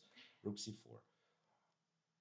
This rook d8 maybe can a bit lazy to calculate here, so I want to evaluate. When I don't want to calculate, I want to evaluate. So okay, what is the situation? An extra pawn? Extra pawn for white. This bishop is not great, but at the same time, some g5 can happen. Maybe we can block it after knight h7 and here. Rook d1 could be. Why not? Rook d1. What did the knight g5 or take? Takes on d1, bishop d1. And now knight g5. Knight g5 and b4, a4. Yeah, too many weaknesses on the queen side. a7, c6. Maybe we can. Bishop a4 and take. Just be greedy. What's this? I don't understand. You know, Donchenko, he's one of the leaders, and now. Black has to play g6. But then there is a check. Without the knight and g5, there is a check. And rook b4 and wait, b8. And is g5? G5? No, then we take and same thing. Yes, check. Check again and queen g7, queen h4. Nah. Doncic is playing really well. Look. So he won this very long game against Robson. Yesterday it was a relatively quick draw. Now again, like the fact that he's getting those big advantages, winning positions so from easily. From the opening. Yeah, pretty much from the opening. So that. I played the rook d8 after. Rook takes c4 happen. Yes. Rook d8. What else could be the move? I played to e3. I was thinking if I ever want to go to f2 so that I'm targeting this. But I want to stay on c1 h6 diagonal to support g5. To support g5, yeah. But maybe another idea to a5. a5, rook a4, just to attack the pawns on a7 and c6. I don't know, like my logic is in positions like that, I would be thinking like without again. Oh, sorry, not queen e2. Queen e2 is not a move. Without like calculate, even like starting to calculate, I would think I'm a pawn up. So if the game goes like normally, I should probably convert. It's also a good pawn on c5, right? So even somewhere in the end game, like the bishop gets to a4, I probably don't have a problem winning if everything's okay. So what I don't want to do is risk too much by moving all the pieces to the queen side. So who knows? Maybe some knight h5 will happen. Or you know, knight h7, queen g5, queen f4. So it's very often the balance between like keeping the advantage but also staying solid. So that's where, let's say, queen e3, queen f2 comes from. I understand. Maybe ideal case scenario, you just calculate everything till the end and you play some random move and you win. But yeah, Queen e3, I kind of like the situation. Something to note that Donchenko is a He bit played- short on time, right? Yeah, but he played. He did play Queen He e3, did play Queen e3, and he Knight h7. replied Knight h7, and That's now what we have. it's time to choose what to do for We white. were looking at Rook d1. Rook d1, or What black wants? Knight g5, G5. and then what? G6, King g7, right? or King g8, King h8. No. No, but that, Too you many mean mo- like to go with the king, but then at the end this pawn will be king. Because I was thinking, okay, there is Rook d1, and there is alternatively Rook c1 first, Knight g5, and let's say Rook d1 in this situation. So now if you were to go g6, I don't think you are in time, right? g6 I will just take, go Rook d1 and go Rook d6. Maybe I can This should be suggest this you should to be trade the queens after Queen g5 instead with of black. Yeah, instead of here. Knight g5. Yeah. Queen g5. Yeah. That's much better move, by the way. Because Rook, Because Rook d2 is also an option. if I exchange, you don't and- need to do your yeah. g6 and everything. You just go King e7. This one, all of a sudden, black is better. Believe it or not. No, Like I'm yeah, looking at because- computer evaluation, black is better. Of course, Just white look should on the not take. bishop on f3 and White should not take after Queen g5. White should not take. White should keep that. I don't like Rook c1. Honestly, that is like slowly. Bishop d1, Bishop d1, Bishop a4. Yeah. This is something I was considering after Rook d1. If they take, and let's say they go Knight g5, then Bishop a4 should be very strong. Because you can defend this pawn with Rook h6, but then again, Rook is stuck. Rook is stuck. Rook is not doing anything but defending. But the Rook, let's say, cannot go to d6. And also back rank now is... I mean, they will run away probably, so we will not checkmate them on the back rank, but maybe Rook b4 is. Okay, Donchenko. Look, so that would mean if he wins, that would mean +2 and possibly a sole lead. Because his closest, he's, let's say, the person who has the same points on board 3, Gumulaj against Hakobian. Hakobian has a better position, I thought. Remember, this is what we've seen. Bishop a3. Bishop takes. No, it wasn't bishop take. He was bishop takes. He was. Rook c2. Knight b4. And there was like a funny, I thought funny tactical, don't know, want to call it tactical trick. Queen a5. If you take on b7, black wins with bishop c8. Bishop back. If rook e7, knight c6, and the rook is trapped. And yeah, I guess this is maybe not entirely hopeless. You have one pawn for an exchange, but objectively should be lost. Yes, I mean you still probably, if you don't have anything better, this is still the position you can play. But he maybe played. No, he played the right thing. No. What did he do? I didn't see what was the next move. Okay. He actually did take. Right? After rook c7, he did go here. No. He went here. So he did sacrifice an exchange. Rook e4, d4, and knight f to d4. Another variation, but also... But this should not work. This should not work. You just take this guy. You go bishop a6. Rook e1. And you probably put it on. Wait, knight c6, not to blunder knight c6. And if I take on e2, what will happen? E4 pawn is hanging. E4 is hanging. On e4, okay. I mean, you take on e4, we go rook c. Or b8. Maybe rook b8. The idea to take on b3. But rook c8, interesting. Now I have to disclose that it is like computer tells me rook c8 is not great because then it's queen a1, and another and then pawn. We take a7, and black cannot win without the queen side. No, that's I was not intending to take. I was actually planning to somehow We should to defend my defend this pawn. defend this boy. Rook Problem maybe bishop d3. There is knight c6. Bishop That is b7. That's why. the biggest problem. Bishop b7 maybe, but it's somehow passive, right? Bishop b7. But Maybe it's good your enough. bishop on g2 is also passive without. Rook e8.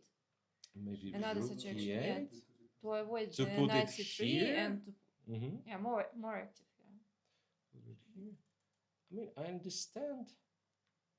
understand why, let's say, he went for it, because it's like it's a tricky from practical standpoint. Yeah, rook e8 is a very, very kind of solid move.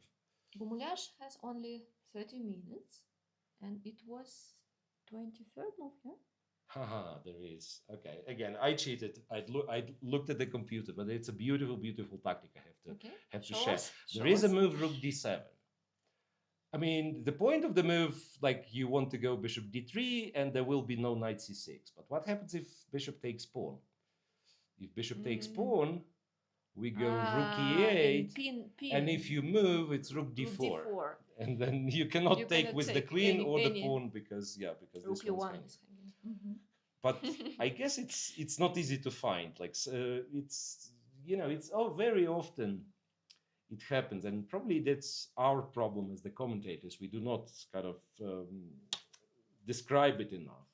But nowadays, people sit at home with computers, with phones, and they say, grandmaster, make a move. He didn't see this, he didn't see that. Yes, your phone plays better than Magnus Carlsen and the world champion and so on. But you have to understand that when you're at the board, there are some things you see, some things that you, I don't know, learning for 20 years, some patterns, right? And some accidental tactics that computer finds in a second. Your brain just doesn't work like this.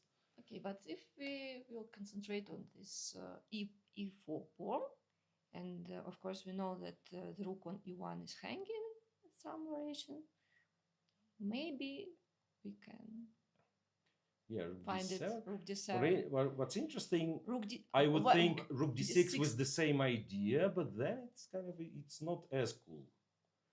Rook d7. It's not obvious how why. I don't know why. Yeah, I think bishop e4, it's just the same. Yeah, it's just the same, black is winning. But rook d7 was better than rook d6, because rook d7, queen a1, we could go bishop d3. That was working. And if rook d6 instead, just to sometimes it's important to understand what is the difference. Yeah. And now queen a1, and if you go bishop d3, I still don't understand what's the difference here. I guess here, and let's say with rook on d7, you would do something like queen d2, and here you run into knight f5. Okay, that's my speculation, but maybe. Come on. Anyway, but he will not blunder. Current position is. He still didn't take on d4. Yeah. Maybe there is an alternative. Maybe there is an alternative. I agree. Wait a second. There is a very attractive line from human perspective that I just realized. It's totally forgot about the Sevian Khamenesyan. No, we didn't forget. We just we were concentrating on this. If you are a tactical genius, as Aram Hakobian apparently is, he might be considering this. I do not know if it's good, but point is, you take, I take, you take, I take, I force you to trade the queens, the rooks, bishop e4, of course, and rook c8, d8. c8 maybe. Somehow it's not enough, right? I was hoping the rook will get to c1, but rook c8, there is idea to mate on f3, yeah? If you will. Rook c7, and now the king starts moving towards the center. White will not lose it. Probably white will not lose it. So it's a nice kind of tactical attempt. Any other move? If rook d8, maybe rook d8, knight c6, rook d2, knight takes, rook takes. Again, if I would be like a good endgame expert, I would know what is this, right? The guess it should be a draw. I feel like 3 4 versus 3. I mean, I'm almost sure it's a draw, but again, I'm almost sure it's a draw. So not so fast, not so easy. And again, bishop a6 is not natural. Not To natural. take on This is d4 first is much more, yeah, much more common, practical, much at more least. practical. Goulash somewhat down on time. And what did we do? I think we took on d4 by this point. Just look at the camera. There is no knight. I didn't see the knight on c6. Knight takes, knight takes. That's what we did. And now it's time to. Okay, we know that bishop a6 followed by rook d7, but that is a bit computerish. You could make an argument to go rook e8 at once. Or you could bishop consider b7 queen if you e5. are. Yeah, bishop b7. It's like you really want this bishop on d3 though, right? The bishop on b7 is really passive. I will not be surprised. Simple move, yeah. I will not be surprised if white somehow holds this one. After bishop b7, this is interesting. Yeah, I also was looking at this. Somehow it doesn't work. You take on a2. Yeah, my idea is just your idea is to take. Okay, I go to defend the pawn on e4 and just to develop. Rook c8. Rook c8.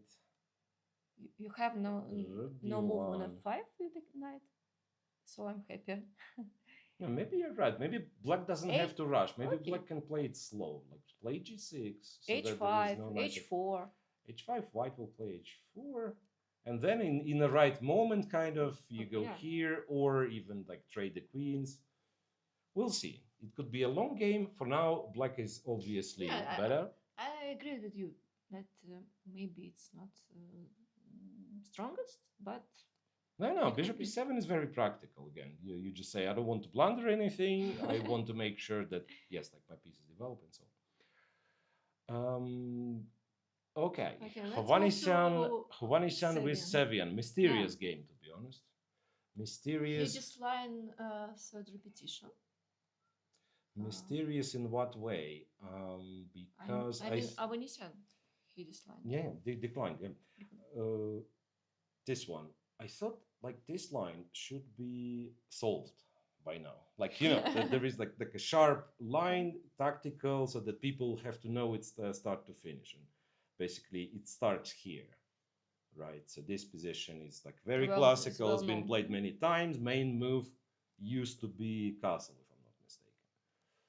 But he played castle, and I don't remember. Okay, there is this e5 thing, and there was one way, like queen d2 or queen d3, queen something. Remember, sometimes they would still get the knight on d4 later, like move the queen, knight d4, h4, something like that. Yeah, so there is castle, and there is queen a5, which Sam chose. So he goes for it. He should know it. Is it a novelty? No. I mean, if you check with your machine, it's definitely not a new position. I mean, it's been played. Let me check. Okay. Bishop takes. You have one move.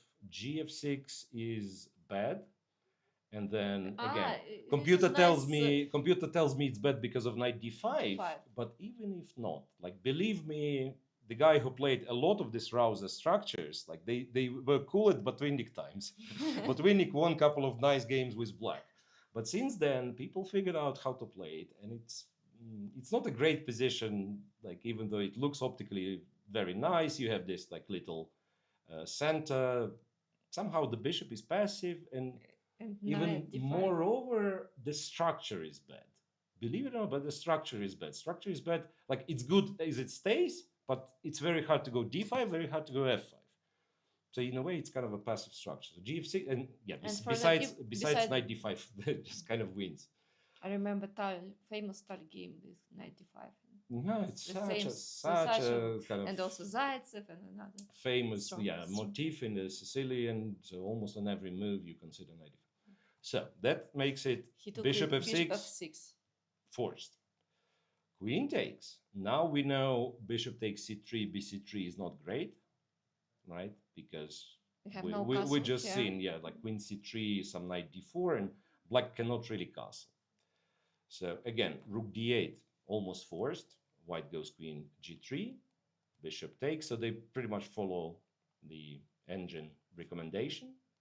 bc3, castles, Queen e5. Queen e5, I wasn't sure, but apparently it's the best move because Robert played Queen e5 like very fast.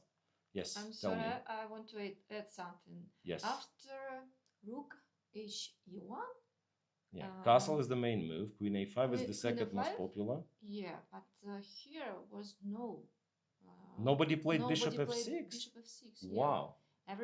Everybody played king b1, knight d5, queen d2, h4, a3. So interesting. So many moves, but takes on f6. It's novelty. Now I understand what happened. But it's a combi line. King b1, castles. Think queen d2, knight d4, and this is the line that I was talking about. Some knight d4, f3. This is the old theory. You know, Sprague's game 2024 was played after same position and king b1. King b1, yeah. So this is very interesting line, it seems, because computer kind of recommends it as one of the options. Rook e3, and this is we've seen all the way to rook e3, queen a6. Not obvious. So basically, black is ready to repeat. And once Robert Hovhannisyan went to c1, next time he goes to a1. a1, yeah. Which is clever. Decline draw. Which is clever because now if you try to repeat for the third time, white will go knight d4. Check on f1. This. Now, if you take this guy, you lose immediately, of course. If you take that guy, I think it could be rook f3 and knight e6 is a big threat. That's what I thought. I'm actually not sure. And also, rook g3 is also. Rook g3 is probably, yeah, like if you go here, why knight e6 is not winning? I see computers saying it's not winning, but we should. I don't know. Because check. This square and this square, right? Perpetual. But what is winning or what leads to big advantage for white is rook g3, this, and just h4. So black is playing without a queen. How? Queen is like trapped on g1. Queen is not like, yeah, like the king is the main problem. And so no move for black here. Yeah, it's interesting. Right, so after king e1, black played bishop b5. Okay. Queen d4. Do we like bishop b5? I feel like it's somehow a bit artificial. Queen d4. Maybe the idea is to play queen a6 and then bishop c4. F1. Queen a6, bishop c4. Okay, okay. So now, if this happens, but he played queen a5. Queen a5. Queen d4. Another idea. I can go queen b4. Queen. I know why he played queen a5 with the idea to rook. No. What is the point? Rook d8. He wants rook d8. Okay. Wants rook d8. I still feel like you play one more move with the queen. I don't know if it's c5 or b4. Let's say I go to b4. Of course, trades the queen is. Yeah, if you trade the queens, especially like that, so that my pawns are not doubled anyway. But something to be said. Even let's say we exchange like that, so I still have the doubled pawns. It's still probably very bad for black. I feel like this is not enough compensation. Because somehow, slowly, knight d2, c4, rook gets to d3, f3. There will be something. There will be something. It looks like for these pawns to be weak, you need a lot of pieces. When it's the end game, it's not a problem. So even if you trade the queens like that, it's good for white. So I imagine he goes back. Yeah, and rook d8 also possible. And rook c8, rook d8 maybe. But now we jump here, I thought. And my idea to mate? Bishop c4, knight b3. I was planning knight b3. Yes, now you can take. Yes, now you can take, and you will go here and start taking my pawns. So not knight b3. Wait, maybe then knight d4 is stupid. Here. Yeah, you should play here to prevent I have bishop c4. I have c4. This is something that I originally didn't see. fc4, I defend the knight, and if I And you're manage attacking the if I bishop. manage this, then rook d3 again, rook d3, f3, knight b3, king b2. You know, Yeah, very solid, solid, and very solid, and pawn and up, clean third rank. clear pawn up. And let me see what happens in the other games. So what is the real position now? Queen a5 was the last move, right? So Yeah. there is still no move from Robert. He spent quite some time. And what about the Donchenko? 24 minutes left, and Denchenko is probably close to winning by now. Yeah? Yeah, let's see. Again, I'm switching to board 5. Xanto Donchenko to catch up with the players. The king came on g5. So here, no, wait, this happened. Rook takes c4, computer says was not a good move. We don't care. We don't care. Knight g5, and it went. Wait. It's not the end. It's not the end. We have more moves. So we can continue, of course. Yes, after knight d5, white exchanged the rooks, and white went rook c2. Can it be right? Knight f3. Knight f3 takes. Knight f3. Queen f3. Queen d4. Do you like this exchange for black? I mean, the knight against f3? The queen? Yeah. Not necessarily. Not necessarily. Because the bishop is... the bishop is not great. We agree, yes. But maybe he didn't see the move. Maybe he didn't see the move because white is threatening rook d2, right? And rook d6. So, again, I see computer tells me that f6 is with possible. The idea to play king e7, yes. This is understandable, but at the same time, like you playing f6 and allowing, like, is it a bad bishop if it's on c4? We don't know. Also, right? the knight. The knight is like double-edged. Like in the end game, it's the best knight ever. It attacks this, attacks this, right? If something happens on the queen side, the knight is too far. So I understand why he decided to take. Wait. So knight maybe f3. It's a mistake. Objectively, it could be a mistake, but it's, you know, again, we as human commentators, we look for what? We look for like logical moves, and I understand, kind of explain what he was thinking when he took it. So the only real mistake we call when we can, with our human eyes, say, okay, he blundered this, right? Because now if computer shows you, okay, there was a better 20 moves long variation, my answer is who cares? Who cares? Thank you very much for this information, but again. Queen takes here, queen d4, and he went rook c3. Wait. No? Did he play rook c3? Yes, he did. Yes, he did. King and rook c7? c3 apparently is too slow. Yeah. Rook c3 is too slow because king e7, queen d3, rook d8. Oh, I'm happy for the rook. Wait a Finally. Just realized something. Because originally I thought you take with the rook, king f3, rook d2, you know, or maybe not rook d2, but you have a compensation because it's you have active rook. And but also then, rook and but king. then I realized you take with the pawn. The idea is to take go with the to pawn, you get the e5. king to e5, and who is better now? It's a big question who is better. No, I mean, probably white is not losing this, but yes, it's a big mistake by Donchenko. Missed his chances. Looks like, because yes, taking on d4, ed4 is not great. If you move away, now with king so weak, like how do you win it, if at all? I don't think you win. Like first of all, I could probably just go here and say and say that it's equal. I can also think about maybe I should keep the position, play for nice.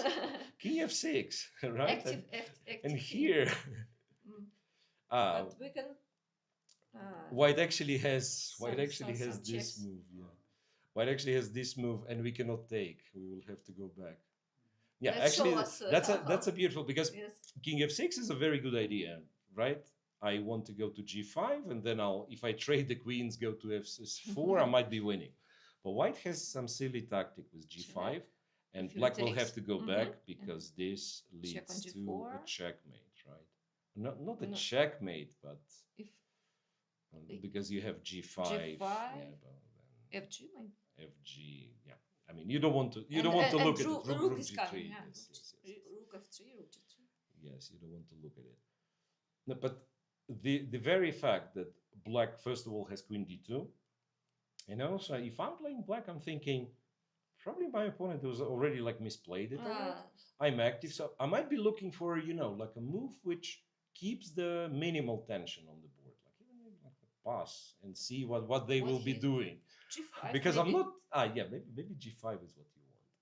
Maybe g5 is what you want. Okay, computer also wants this.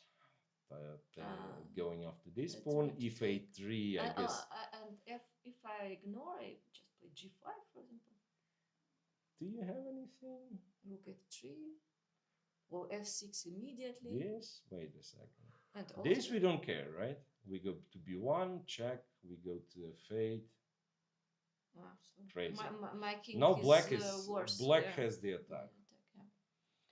No, I mean, it can change anytime. Wait, and don't you guys still thinking, like if you look at the camera, he's thinking, and we have on our clock display, we have 20 minutes, which means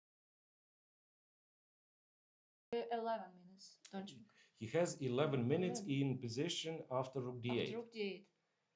After rook d8, he has 11 I assume minutes. he missed the position. Yeah, he missed the idea, maybe on the previous move. Maybe on the previous move, he missed king e7. So this is so nice idea with king e7, rook d8. Here, rook e2, or even queen e2. And if king... It's funny what computer wants to do. It goes queen e2, you go here, it goes rook d2. Open file. Takes open file. And then it wants to go back to c2. And it like at least claims that white is much better. So the open file, the d file, is much more important than the extra pawn. Let's see how it is. So very interesting game, because let's remember how it was. Look, I mean, before, after the opening, it was so good position for white, and now it's Now I mean, it was. It was after b5, knight d6 check. What was the kind of the cleanest moment? I think after bishop g5. No, knight d2, later, knight f6. And first of all, here we already know knight c4 was even stronger instead of king g2. Anyway, he went king g2 here, takes c1, and then Aravind he played b5, which should lose normally. Check, c4, queen d2, c5 good, knight c4 takes. Okay, here maybe some other moves. I don't care. Rook c4, okay. Rook d1, knight g5, and I fast forwarded this moment. I didn't look at it. Rook d6, of course. Rook d6 and rook d6. Very important. And like now, if you give me time, I do that. And if he takes on f3, if he takes on f3, I just take on f3. If you take my pawn, I should be winning here. The winning rook endgame. Should be winning here now, yes? Because king e7, I can take the pawn, go back, right? No, I'm just like fascinated with computer saying, you know what, you can actually go g5, and then when the rook goes, you go king g4 probably. But yeah, any normal person, of course, just takes the pawn, goes back. Yeah, but all of this variation is not so obvious, yeah. There was another one. Because so now, the main idea is to sacrifice the pawn on c5. It looks like. So that you have the open c file for your rook. There was the other line that if you go here, now we go rook. Like we can play like in the game. rook c1, for instance, or what was Or the move in the c3, game? c3, Rook maybe c3, c2, d3. rook c2, I think was the move, right? Ah, in the I game, think yeah. rook c2. Let's pretend that everything happened like in the game. Queen d4 here, and you play your clever move king e7. But I go queen d3, and your rook is on h6. Yes, that is the difference. Your rook cannot go to d6. But this is again, this is still somewhat confusing. After So rook c2. rook d8, Donchenko played queen e2, and Aravind played rook b8. Here, here, queen No, e2, yeah. Rook b8 and rook here. b8. Rook b8 is Rook b8. no. Well, now the problem is it's not about what move white is playing, black is playing. It's like white is not better anymore. So white has one extra pawn on this wing, and But white how to has like a develop? terrible king. White has a terrible king. So the moment you like go away with the pieces, yeah, it's And the not weakness even- on e4. weakness on e4. Weakness on b2. Ideally, yeah, like c5 even. I'm And- thinking like if you're not careless, if you're not careful, if you are careless, you can actually lose with white here. Yeah. If you're like push too much, if you still think I'm winning objectively, I must convert, you can easily lose. Would be And also the nice time, game right? for Aravind, because we Also discussed the how time, to. 8 minutes. 8 minutes. Yeah, Aravind, if he this is actually the confidence you need. Like you were on 2 losses and you were in a very bad position, and then you turn things around and you don't lose. I mean, okay, winning. I don't think objectively he has too much chance, and I hope Donchenko will not like. It looks like draw will not blunder. should be. Yeah, will not blunder. But like for Aravind, even like having a lost position after 2 losses and managing to keep up and survive and make a draw, then of course it gives like a decent booster for your confidence. To recover you. Yeah, boat 3. Insisting we have to check Gumular with Hakobian and see what the latest update here. Yeah, the pawn on e4. Wow, it could be just a draw now. Hang on a second. But you know, how did it happen? How did it happen? You tell me. You know, the rook on f1 is hanging. What rook? But rook on a8 is also hanging. Bishop e4. No. I see. So who is the live position I see is. So he went bishop a6 and bishop e4. Bishop f1. Bishop a8. And what did he do? Bishop a8. Rook a8. Rook a8. Just take Queen f1. Yeah? Queen a2. Queen a2. h4. Rook c8. Queen d1. So an exchange for 1 pawn, yeah? Queen here. Queen here. Why do you say it should be a draw? I don't know. Something. Maybe you like this knight on d4. Yeah, I thought this is like close to a fortress. Knight protected. It protects the b pawn and so on. But now I realize if the queens are not on the board, this should also be a relatively easy win. Because the king will move on b4, like then run somewhere. Like rook c3, here. Rook b3, just. Or again, you get the king to e5 and you just like take on d4 in some cases. Yeah. So of course you have to be super focused not to blunder something like knight forks and so on and so on. But again, objectively should be convertible. Yes, the main idea is just to I guess you want to trade the queens, right? To trade the queens and trade the rook against the knight. Sacrifice the exchange back in the right moment. Yeah. First, you have to find the right moment to do it. Because trading the queens, I don't think you ever have any attack, right? I mean, black ever has any attack. Let's say queen g1, and white immediately like goes here. Rook c1, and a lot of checks. At least b8, e5. I don't know how to avoid. There is no way. There's no way to avoid the perpetual. And there's no way to avoid the perpetual. It's queen e8, queen b8. Yeah, our previous ideas was right to exchange the queens, Yeah. to stop maybe the pawn on h4, just to play h5 here. You could go h5. Maybe you should just like quickly. I don't even know how we trade the queens on d5 or maybe rook e8, then this diagonal, right? So maybe rook e8, queen e5. Because now h5 will just take. Okay, we'll just take we are with the ready queen. to, Yeah, thank you. Right. So this and then my yeah. next move is queen Queen e5, e5, queen queen e4. e4. Queen c6 will go queen e5. And wait, just out of curiosity, they went queen b7. We Check. went queen e4, queen e4, rook e4, king, then f3, rook e7, or e8, e7, yeah, king e2. Okay, let's move on. C7, b7, I'm not sure. We can B7. also immediately go with the king. Yeah, probably we just go, yeah, king g7, f6, and or king f8, e8. Maybe that's the better one. King f8, king e8, king g7, or c7, whatever, b6. It's still some technique required, but should be a win.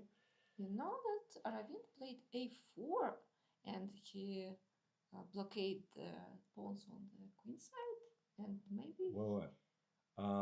Back to Don't Scarwin. Let's check. Okay, let's check another Sevian first. Hovanesian Sevian on board 1. Not much has happened, or should I again check the real situation? The real moves? Yeah, I should, because a lot of stuff has happened. In fact, I'm not even sure how it happened. If so queen a5. Let me check. Queen a5, queen b4, queen a6, and he went for c4 here. The idea rook Bishop a3. takes, rook a3, queen c6. Maybe he thought that he is winning the piece, no? After queen b5, rook a7. Just an endgame. Bishop, wait, bishop c6, knight e5. So he went for something very forcing. Knight e5, bishop takes, f3. Bishop takes c2? Here. And rook b7. And rook b7. But maybe it's a draw? I mean, it's most likely a draw. The question is, like, why did he go for it? So, again, over here, what was... I mean, remember, we eventually found knight d2. Yeah, but it's not if there is no knight d2, there still should be some move, like king b2, bishop c4, a3, for example, right? And it's still. But maybe the idea is to go rook c8, rook c6, rook b6. Maybe he was a bit scared about his king on.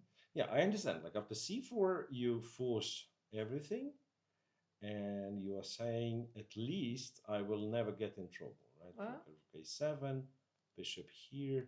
Here, by the way, knight d2. Knight d2 again. Knight d2, yeah. Rook d8, f3. I can't. No, not f3 because of f5. Sorry. Rook a3. Wow. No, I don't believe. Of course, yeah. This is something you cannot find. Rook a3. If you are not. And if you go f5, rook d3. This is the point. Because knight d2, I thought, yes, I understand it. It's clever, but f3, you run into f5. Yeah, there is no more. Yeah, maybe like I'm too fast showing it. Why am I considering f3? So that rook d8, it's a checkmate on a back rank. And if, let's say, black just played some g6, I can jump with my knight away. And the e4 pawn survived, king d2, knight a5. Hopefully I win. Right, but f5 does kind of does two things at the same time. It creates the loop for the king, so there's no longer a checkmate on the last rank, and it attacks the e4 pawn again. Attacks the e4 pawn again. Yeah.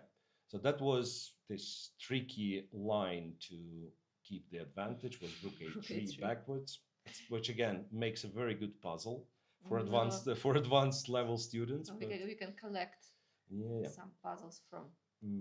Right. So knight d2 was not played, and instead white went for more straightforward knight to e5, bishop takes. F3.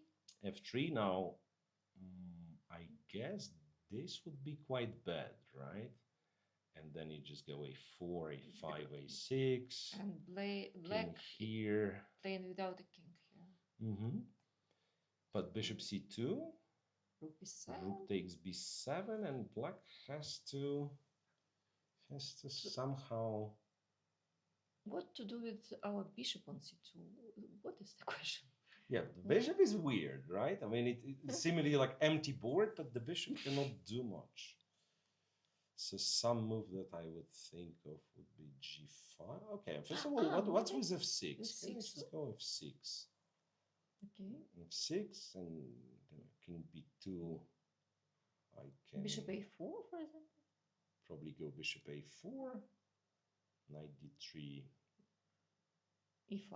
I'm tempted to say e5. Or maybe rook to d8. Rook d8, knight c5. Knight c5 might lose this pawn. That's what I'm. Maybe not. Bishop c6. Yeah, you can do rook d8. Yes, this, and then you have this check. Check first. If the king goes, now you go bishop c6, right? And g2 pawn is also. Yeah. Because if you were to play bishop c6 without this check, guess what? Rook g7. Rook g7, and 2 pawns. King g7, and just like collect all the pawns. Yeah. So a lot of tactical tricks black has to find, but I think Sam is very good at this kind of things. Sam is very good when it comes to this short tactical side and then see. I mean, he's good chess player without any kind of additional statements. 96. Yeah. But particularly, I've seen him not once, not twice, but many times. When, let's say, you need to find a lot of tactical subtleties to hold the position or to win, he is capable of doing it. So we can precise it. Knight c6. How does black continue here? I guess just anything, to be honest. Again, I'm tempted to say e5. Just not to blunder something on the knight e7 not to go rook c8, yes. Not rook c8 or bishop f5. e4. My feeling is that you should be in time with something like that. You go h5, for example. You go even h4. Not sure, maybe h4 is exaggerating. Basically, you go with the king, let's say. Okay. You always have this bishop f1 thing. And okay, now I just blundered. Yeah, king c3 is terrible. So I'm not sure how do I get rook b6. So rook b6 to go a6 to go a7. If I want to you stop can you, stop I can it. Stop. You can stop it, but my argument is that you can go here. You blundered on e5. a6. I blundered knight e5. It's too bad. Too bad. How do I not blunder? a6. h3? No? What's the idea of h3? g3? No. Not happy. Was trying to say that I will have some initiative on the king side and I will be able to sacrifice the pawn, but this is not real. Should I go e4? Oh, okay, e4 works. Okay, this is better. To E4, control the diagonal. If you take, I am very happy. Yeah. Now this pawn this pawn will never promote. Yeah. This and then rook a8 or rook c8. Okay, the reality is f6 was the last move, I think, yeah? f6, also looks pretty drawish, honestly. Looks pretty drawish, even though it looked Sam Avagyan was in trouble at some point. Do we have any game that somebody's gonna win? Okay, because this evens itself out. I think that Donchenko on boot 5. I think that Gamulash is in trouble. Donchenko, rook b8. What was the continuation? Rook b8. And you said there were more moves in Donchenko's game? Ooh. Wait a second. Donchenko got himself in a terrible time trouble. So there's so many moves played. I don't even know what the position is now. So after rook b8, it was a3, a5. And then g5, a4, king f1, rook b3, Playing for the win. f6, F6. Okay. gf6, gf6, and king went to d7. No. Okay, two more moves. Two more moves, and look at Donchik is very nervous. Like I think yes, he and did. Aravind is. Wait, so Donchik is still to move. He's on seconds, like 30 seconds left. And how he looks. I guess you end up taking on b3, a b3, and just, like I don't think you win. I don't think you win because that is your kind of extra passed pawn, but you have so many various weaknesses, b2 as well, and the king, and e4. I mean, black also has weaknesses, but that usually means like position is too open, and then one side goes after the pawns, and the other side goes with perpetual check. Yes, and b3 and f7 pawns is how to take it. Yeah. If he somehow doesn't take on b3, this could be dangerous. But I think he has already played the move. He's already played the move, no? So, and if I'm crazy and I will go with the queen to king's side, somehow check on g4 and then... Check on g4, yeah, I guess the king is running. Queen h5 is... Queen h5 will probably be met with rook b2. And then you have a series of checks, and I run away to a6, right? Sure.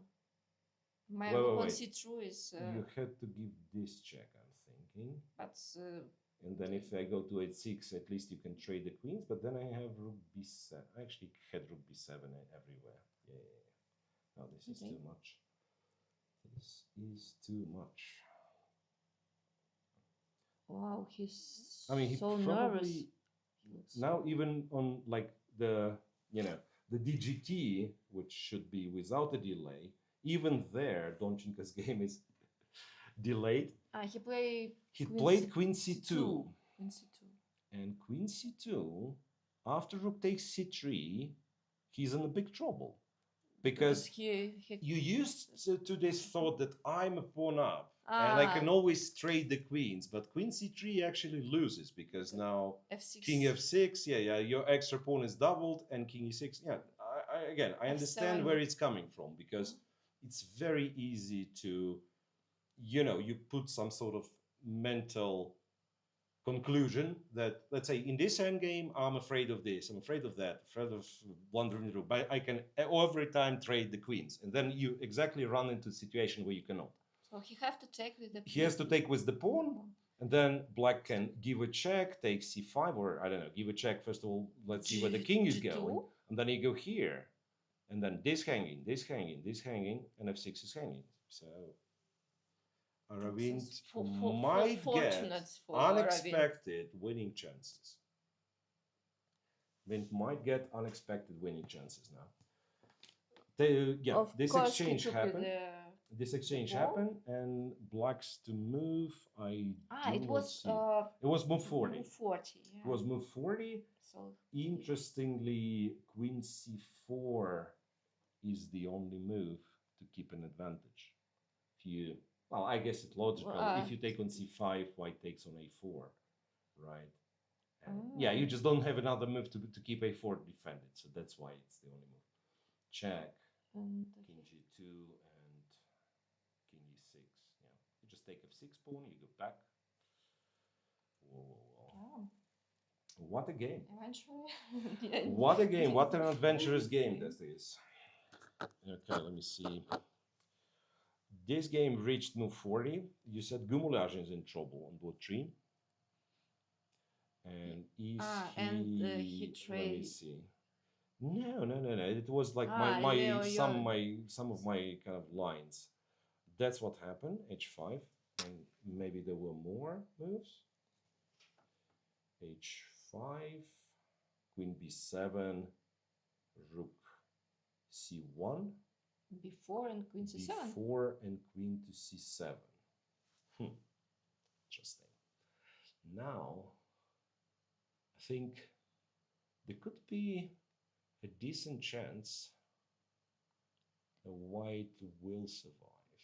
And the reason for that, like the pawn, if the pawn is on b5, let's say, yeah, I don't know how to, again, how to do it. Say you spend some time, I just blundered something. Queen c4. There's the idea to checkmate. Yeah. So I have to be careful. Maybe on Queen E4, d5. D5. Oh, okay, let's pretend I go Queen d5. And Queen c4, offering a queen straight. First of all, I can take this. The pawn. Computer tells me. I wanted to say that this, I would think, could be. If our we go with our plan. Yeah, we go with our plan here, and we just have to be careful with the checks. Yeah, Queen E8. King E8. Yeah, and so then this D7. If I ever go here, Rook A4, just to protect the pawn. Rook A4, you can protect. And then I will. There is also A6. I mean, that's why I wanted you to find okay, that A6. A6 is a little tactic, yeah. Okay, but yeah, ready. Of course, you're right. If you are ready to calculate, and if you are not ready, okay, Rook A4. I agree. Rook A4 and then bring the king. But wait, but that game before Queen C7, they must also be in some time trouble, right? They must also be in some time trouble. Queen A8 check. Because 18 minutes for King G7 and 23 minutes for Kaplan. It was Donchenko in a time trouble because Arvind had a lot of time. Yeah. Okay, got it. The situation is King G7, move 32. So it didn't change much. It's still black has to show some technique and should objectively be winning. Yeah, black should trade the queens. Again, we want to trade the queens all the time. Yeah, but the rook on c1, I think his idea to go with the checks. After Queen d5. Yeah, like Queen d5, Queen c4, for instance. And if check on e5. Check on e5, King h7. And what is here? b5, for instance. I thought about the Queen f6. Maybe. Yeah, maybe Queen f6. But still, I can do this, this, so that you have to go on f4, and I go Queen b7. And it seems that the king is, but strangely, the king is defended well on G4. I blundered on b4, but no, you didn't. No, this one is is also hanging. G4, SG4, and H5. If you takes, somehow black is winning. Computer changed its mind. All I know that this would win for white. King G5 and may G5. White's not even threatening anything. Knight f5 is threatening. Knight f5. And why didn't I go knight f5 immediately? Because Queen f3, right? Yes, or rook c. No, Queen b8. The idea is to connect. Here. Crazy. Of course, it's not for grandmasters game, but our grandmasters might be able to find it. Wait. But now white played b5, and now is it the moment where Queen c4 wins? No. He can still take this. We know that we have no mate here for black. Yeah? We don't know because there is also Queen d1. Okay, I will be back. No, back is Queen h1 check. I actually was very optimistic about black's chances of checkmating. Our favorite King e4, King d5. That is. And you know what? Like brave king. Yeah, in some case, I can see that you even win the white queen for the rook, but king, pawn, and knight, and you will be forced to go for the perpetual check. Well, this is amazing. If something like this happens, it becomes like super entertaining game. It really is super entertaining. I guess black doesn't have to go for queen c4. Maybe first we should protect our pawn on a7 with rook a1, and then our idea to check. Then they can do this. And queen c1. Queen c1. My idea is to check on h1. 5 here. And let's go. Mm-hmm. If check on h1. Wait, if check on d1. d1? Because I forced them to go to e4. Of course, right? f4 is checkmate on g4, and g2 is checkmate on h4, h1. I guess this again, like even if it's winning objectively, it's super hard. It's funny at least. Super hard to find. And queen f6 with the idea. Queen f6, or even like, are we sure that black is winning like this? Computer is sure, I understand. But let's say this was to happen and I go king c6, king b7, one can get scared, right? Because white is very active. Okay, I guess f6, g5 is coming very fast. That's why it doesn't h5, work. pawn on h5. That's why it doesn't work. Yeah.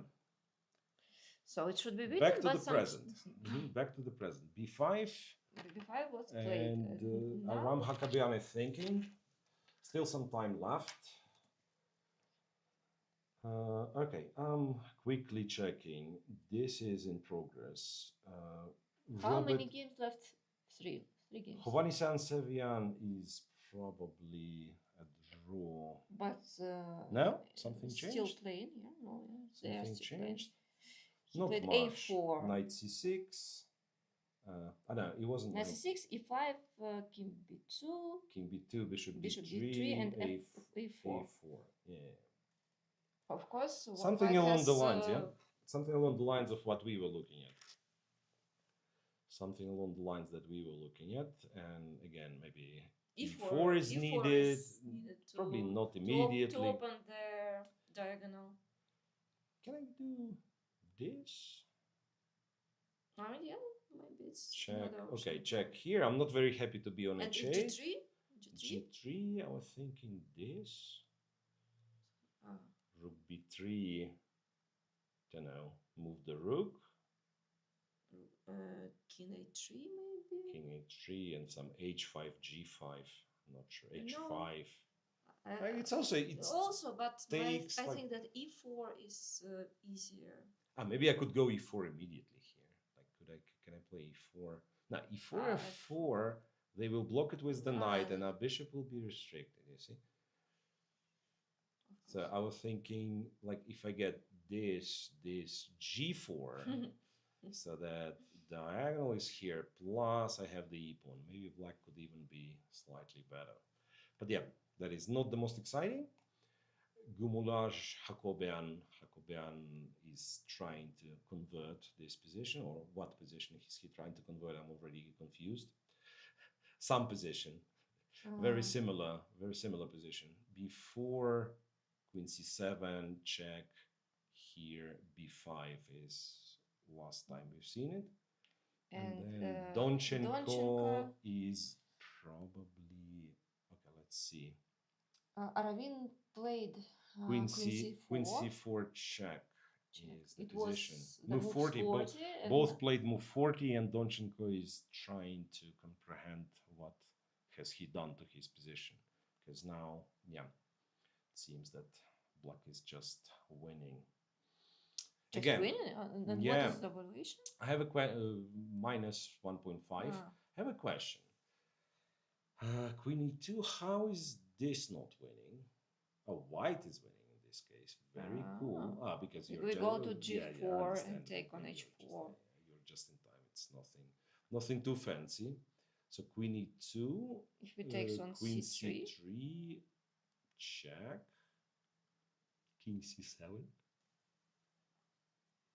I think that if we are not compy, it could be everything in this game. Yeah, but also draw, like, there is white can be. These are only moves for black as well, right? If you go to the 8th rank, queen g8, queen f7, Right, but also it's by elimination, by method of elimination. It's very Ah, very easy to find. to Yes, find. king c7, and then somehow black is winning. Queen h4. What would I do? I'll go queen. It's like my pawn is faster than your pawn is probably, and then queen b3 will defend this, and this guy is running. And no checks for white. That's very hard to find checks. I'm not sure. Queen h5. Queen h5. You go check yourself and then you check with probably check and take this guy. I'm not even or sure. a3. Yeah, wait. Check on d4 and then a3. But g3. They go check on g3, and they go check on f4. Maybe take this. I don't know why, but I believe that in queen's endgame, there is always a there chance. Always chances. There is always a chance. Yeah. I remember Muzachuk played against Scottish candidates. It was fascinating. Anna Muzachuk played against. I don't remember any queen endgame or which one. Yeah. Remember rook endgame against Goryashkina when she played like 40. It was queen endgame against Indian. Harika? No, it wasn't Harika. Harika wasn't the younger. Divya. And Divya played with the white, and she has queen in position. And then it was queen and game, and Anna won. Oh, you mean like everything changed after after 40 move. Wait, wasn't it the open? I think Anna lost the better position. Because now I remember. Yes. Now I remember what are you talking about. Yes, Divya won against. Divya played it black. It was Sicilian, and the position was like completely dominant for Muzachuk, and then Jean convert. But in a way, it's a similar game. In a way, it's a similar game because white, like to imagine that white will be the one defending, like when he was a pawn up and like black had all the pieces passive and so on. That would be too much to ask. Anyway, these guys reach move 40. And these guys will reach move 40, I believe. And Hovhannisyan Sevian, to move what? I'm not sure what the current position is. F6. It didn't change much, right? E5, king c2, bishop d3. E3, a4, rook a8. Rook 8 immediately, good move. I think just he to just stop like a pawn. Yeah, he pretty much plays it perfectly. Yeah, then bishop f1, I think. Yeah, even if white goes rook b2, how do you move it forward? Yeah, but rook b2, you can actually come with the king. Yeah. Okay, and if we trade the rooks, like rook b8. Rook b8. Ooh, I'll take no. Before. First. Before. Yeah. Here, like this. Yeah, rook b8. Takes. King f7. Okay. A5. And I'm not sure why do I need king f7. Maybe I could have started like this. Bishop f1. G3, bishop g2. F4, e takes, f takes. Okay, you are controlling this diagonal. Yeah, king f7, a5, king e6. So no idea how to promote. Yeah, like in order to win, you have to get the pawn on a7, king on b5, and then somehow jump knight c6. Yeah. But the funny part is, like, even if you get it all here, I can go to a8, right? I can go to a8, and then you're like dancing with the knight, and I go back. So insisting on trying to win too much might actually lose the game for white. Okay, the knight is not. No, I mean the bishop on g2 is now like a perfect piece. Okay, should be. So this, I believe, like this is closer to a draw, and they will reach move 40. Donchik Aravint, as we know, Aravint is currently seems like he's winning, but they've reached move 40. And Gumulash Hakobian, this could be the longest game.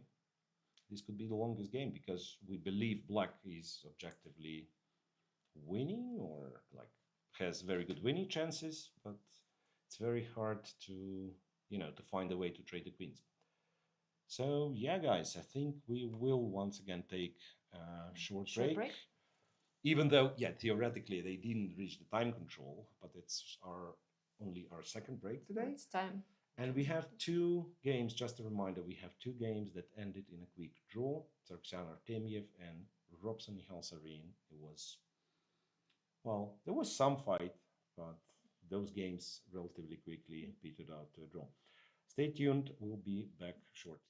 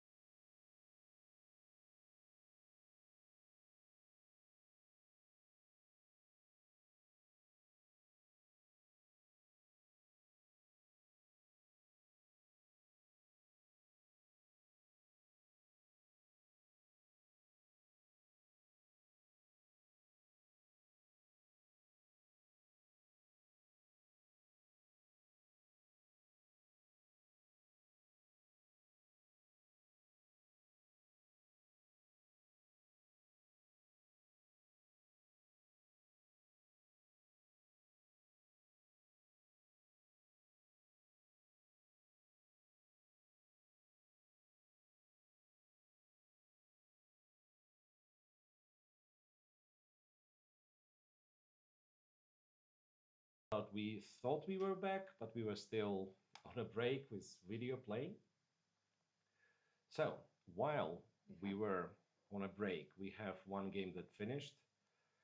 Robert Hovhannisyan and Sam Sevian agreed to draw after White's move King A3, which makes it 3 draws in total and only 2 games left.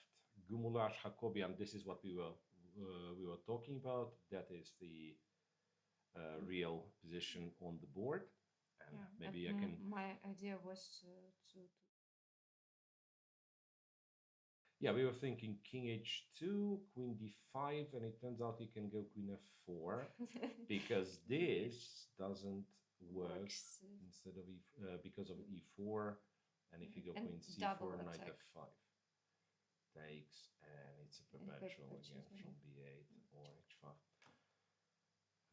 Right, I don't know if King H2 was played already or it's our analysis. Let me double check this. No, another. Hang on, there's something. Rook C7. But the position has changed again. Yes, King H2. After Rook C5, King H2, Queen D5, Queen B1, King H7. Okay, Queen B1 is also possible because Queen F4 is maybe not so good. We are not black could not to play Rook C1. No, it's the similar character of the position. Black wants to trade the queens and somehow like convert the endgame. White is trying to avoid it because with the queens on the board, it's like this knight cements the b5 pawn and like some squares around the king. And if black kind of goes with 2 pieces, say trying to get something like rook to c1, then white, we found already a couple of lines where white gets his own pawn to play against the black king. Yes. And also the idea to attack the pawn on a7, on f7. Always like we look at this pawn, we look at that pawn. So wait, queen a1, rook c7, queen b2, queen c5, king g2. We've been there, it feels like. King g2, 2 more moves. 2 more moves before they reach the time control. Move 39 for black to play. But I see that the queen now can check on d5 and we have this big diagonal. We've been here just now, yeah, so that would be... So he went queen c5, king g2. Yeah, so check here. It's kind of... No, it's not the move in the game. I'm thinking... Okay, it's probably crazy. Like f5, f4 could be... Again, I don't know how to make it. Let's say put the rook on c4 first of all, so that this guy is hanging. And no, you don't have to shuffle. A1, B1. A1, B. And if I take on A7? If you oh wait, maybe this is the winning thing. I go to B4 and I want to go here and B1, here, right? And if you take take B1 on immediately. A7, B2 is apparently the stronger move because I'm attacking F2, and if King G1, of course, with the check. Yeah. The problem with Rook B1 immediately, though, White once again has E4, and when attacking you take, F7. I have a check. Yeah, but Rook B2 wins. So that means after Rook B4, we shouldn't take the pawn. We should. Wait, but I don't know. What your don't know what next we should. move? What your next? Don't know what we should. If Queen C3, Rook then B1. Rook B1. No, I should stand and you have on to go A2. E4, Knight F3, but this should be lost. So Rook C4. Maybe Queen A1 is a mistake then, because I'm allowing you Rook B4. Maybe I should go like Queen A3. Queen A3, or computer says Knight C6 is your option Knight C6 as well. also, yeah. I don't know. A7 idea, and also... I feel like when you take on A7 with the knight, this is the moment I have to have something. Yeah. Yeah, it's very hard to... Not safety for the king on H2, of course. Very hard to find... wait, if I go there... and then black starts having some troubles with his king. But maybe There is this yeah, position, for instance. There is this I position think that where my if pawns are terrible, but but we maybe I don't care, right? but Maybe I still get the king all the way to c5 and somehow win like that. Anyway, it's kind of a hard tactical task for Hakobian. and the current position after is after king g2, queen d5. queen Yes, he a did go rook c4. rook c4. Check king h2, rook c4, and that's exactly move 40. So they've reached move 40. He went rook c4, Rook c4. and now Now we are in this we territory. expecting Yeah, like in this territory where white all of a sudden has to be super precise, because rook c4, I do want to go rook a4 and rook a2 if he, say, if white does nothing. and also if you will go knight c6, maybe Yeah, this is f queen f5 with the idea to move on c2. queen f5 to go Yeah. to c2, but then they go here.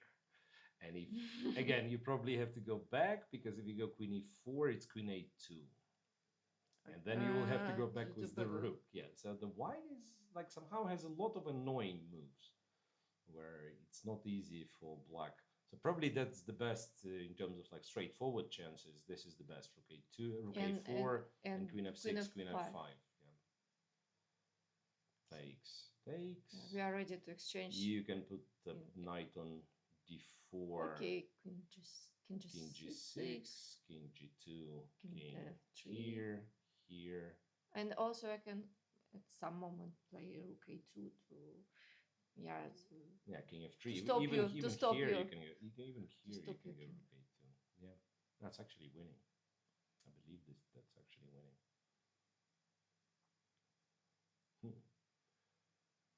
Your rook a2, rook b2. Yeah, we are happy here with the rook. Right, that's interesting because you can go rook b2, and if they go knight c6, you can take, and you go rook c5, and this guy, it took the pawn, but it cannot come back. Yeah. Cannot come back. And now, and then it will. Then somehow you probably just run all the way with the king. You don't need to run all the way. You go to d7, then rook a5. And then rook a5. Only three moves. Yes, so white will not, probably will not be in time with his. With the queen on g2, of course. Oof. So maybe Jacobian is getting there. Maybe the win is closer than. You remember that yesterday Jacobian was. He was winning. He was winning against Shant Sargsyan, but Shant defended like tremendously. Maybe today we'll see the same thing. And Donchenko with Aravind is the game where Alexander Donchenko, after having like completely dominant position, all of a sudden, well, first let black escape, right? What was queen d4, somewhere around this moment, rook c3, a big mistake, and then after king e7, rook d8, black wasn't even worse. And few moves later, and again, this is only my speculation, but I believe maybe f6 was. It could be. Yeah, I mean, was there was too risky move because f6 pawn is hanging in every variation after the trade. Yeah, I mean, he could take. The thing is, like, if you wanted a draw, the problem is that he wanted to win still. Because if you want a draw, you don't know, you take, you go with the queen somewhere towards this king, and then you come with perpetual. Yeah, I think this is like not rocket science. So black has the perpetual. You think he missed his evaluation, maybe at some moment? Yes, because for sure. All the game he was better, and maybe he just counting the pawns, and I guess he was low on time, and he was just like making moves without perhaps thinking too much what evaluation is. And my beautiful theory about him considering queen c3 is absolutely nonsense. Because yes, black is winning with queen c3, but also black could take on e4 and be better. So that is, yeah, it's just like some coincidence. I don't know. Some he's tired could after be anything. Could be panic. Could be like he was looking at the other move and then realized it's 10 seconds. It's time to make a move, and he went queen two. Anyway, rook takes, pawn takes, queen c4 check. King g2. No, he went queen he e2. queen e2. He went queen e2. We were looking at it. Now Now it turns out if you trade, you actually lose, okay. right? Queen c3, queen d1, and queen d4. It was played, or yeah, it is... I've seen. I think I've seen it was. I've seen it on was the real board, played yeah? on the board that is. There are so many moves. Okay. Up to date. Yeah. So a check. Queen d4, check on g4, king c7, queen g7. I think we looked at this line, right? Queen g7, yes, queen it c4, was my check, crazy idea. king g2, queen e4 check, king h2, queen c2 check, king h1, queen back to c4, king g2, and king to d7. Apparently e4 was a bit preferred by computer. I wouldn't even say it's stronger, but yeah, it looks logical what he's doing. I think that our Indian audience are very happy today. Yeah, I guess, especially as it looked so terrible for Aravind, and now he's the one coming on top. And it's so hopeless. I'm not even sure like what white has to do. Okay, some queen f8 attempt, but then black has check, followed by check, black just confiscates this with a check. So you cannot avoid giving up this with a check, so and another then postpone. Then if you need it, queen e6, again everything's protected. H3, and also yeah, queen b8, and then you have a check again, and you take another pawn, and after this check, king e6, the king is safe because there is no queen e7. You'll take another. Yeah, so basically white just loses all the pawns. If white is trying to kind of be active, he will lose all the pawns. King g2, king d7. So it's a good example. And it's the end. Yeah? It's the end. It's officially over. You can see from a camera view they're setting up the pieces, and it is officially over. Aravind wins back, congratulate him. comes back to 50% without making a single draw. So he won with white, then he lost 2 games, and then he wins again with black to come back to 50% and send Donchenko to 50%.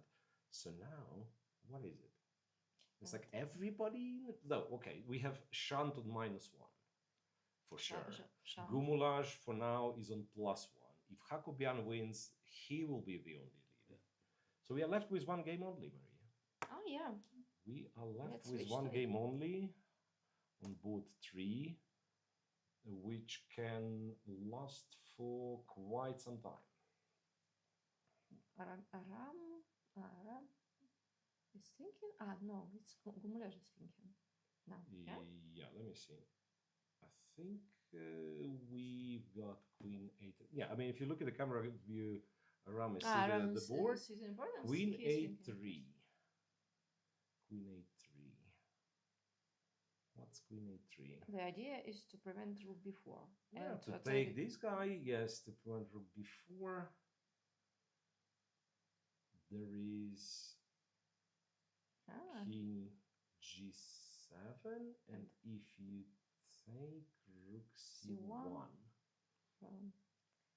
f3, and queen c4, and again, computer tells me it's winning, but also I would believe that if you have to play f3, then the whole setup is so compromised that it should be. The second rank is too weak.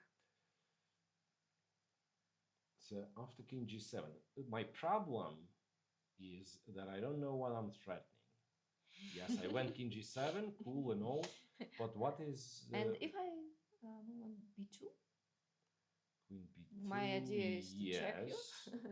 g8, I guess. And again, we'll back and you to come a3. go back to go back here. Queen e4. I feel like it's almost at. I mean, it's very close to be at Zugzwang. Ah. So let's say I go here. I guess you have king g1. Guess you have king g1. Because here, like, I don't know. I don't want to, of course, to play king g1 because it will be check on c1 at some moment. But maybe another move, 1b2 again. But then I'm back to this. Rook here. But now you have queen no here, idea. Rook here. And Sure. if you cover this, then rook a1 immediately. So I guess you have to cover both of that. If I get to b4, right? We see. Let's check again. So when it was queen a3, king g7, let's say you went here, we went here. If this, we are very happy to go. Or we were very happy to go rook b4. Now we are not happy because knight c6 again. something changed. 97. Yeah, that's what's changed. Yeah, 97. We had it with the king on h7. Yeah, I remember. We have, so like, let's say if you go here, queen a3, it's almost the only move. Because if you go here, rook b4, and this was winning. Yes, takes on a7, rook b2. Rook b2 first. That was winning. It's very confusing. And I cannot imagine how confusing it is for the players. For us, it's... So Hakobian, for the second time, he faces this like tenacious defense in the position where some other players would collapse, immediately. But yeah, so he, like, seriously, yesterday's positional advantage that he had, I would think, like, make 5 moves and your opponent just blunders something. But no, he made more than 5 moves and he played good moves. He was putting pressure and yet shan't defend it. Well, but I like his way of playing, actually. It's in every game he strikes well. Yeah, he's a great player. Yeah, he's a great player.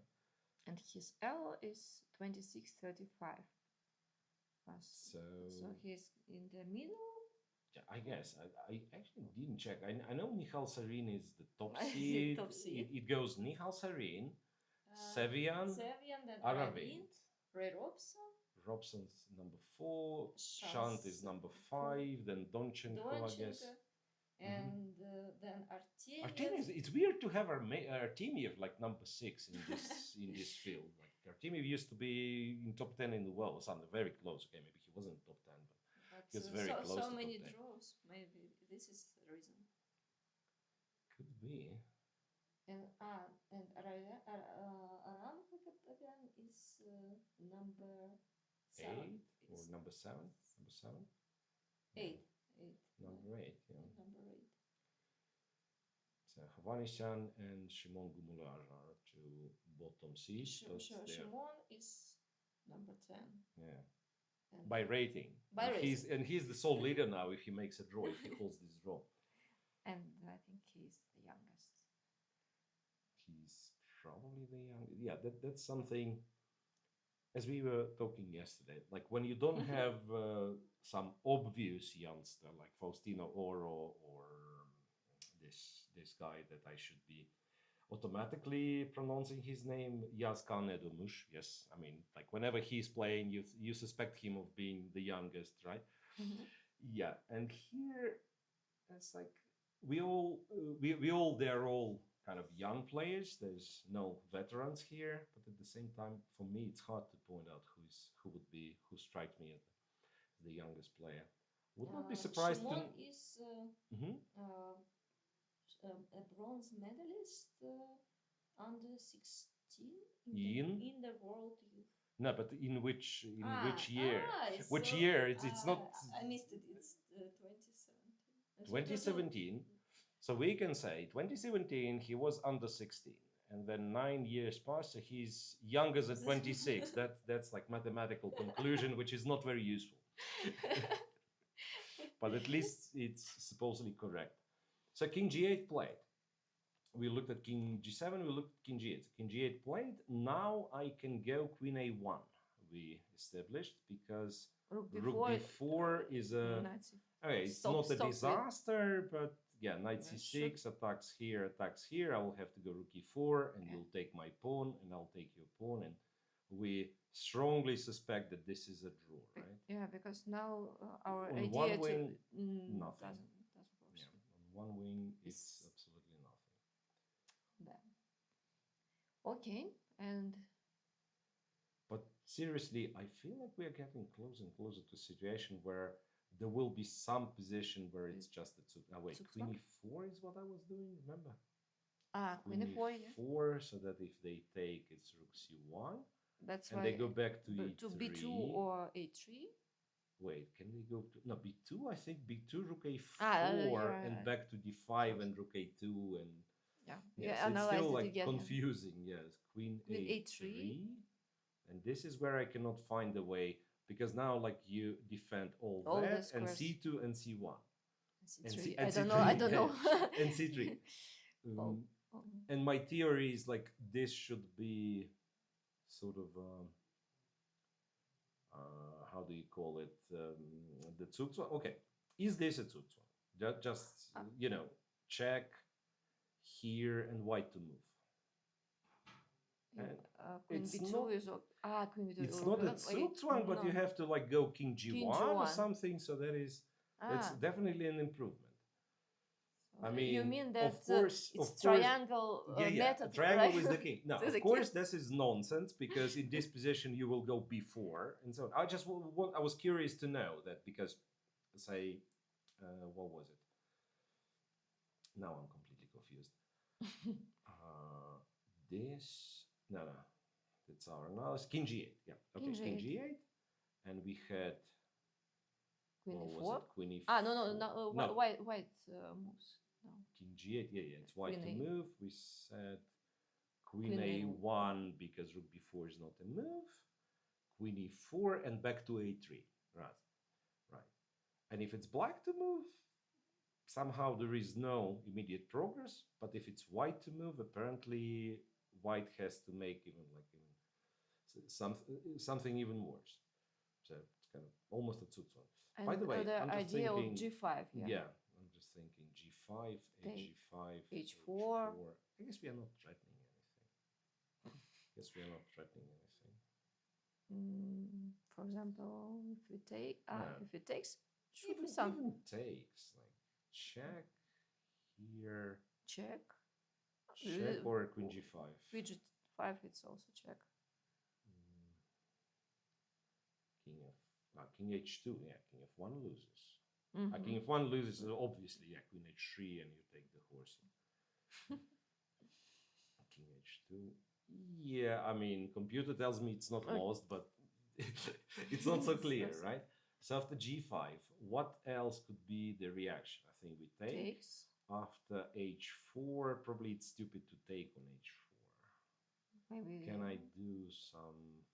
Like I really wanted to jump with the queen, but rook c1. f3.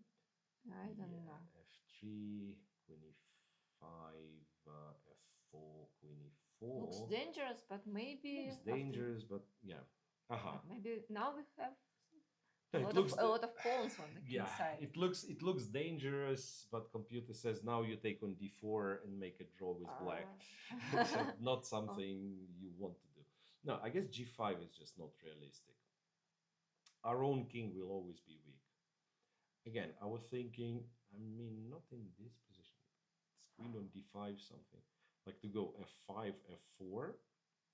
And when they take, I was hoping if I can get to h4 pawn. And it's probably once again not a realistic scenario. So we just have to sit and wait.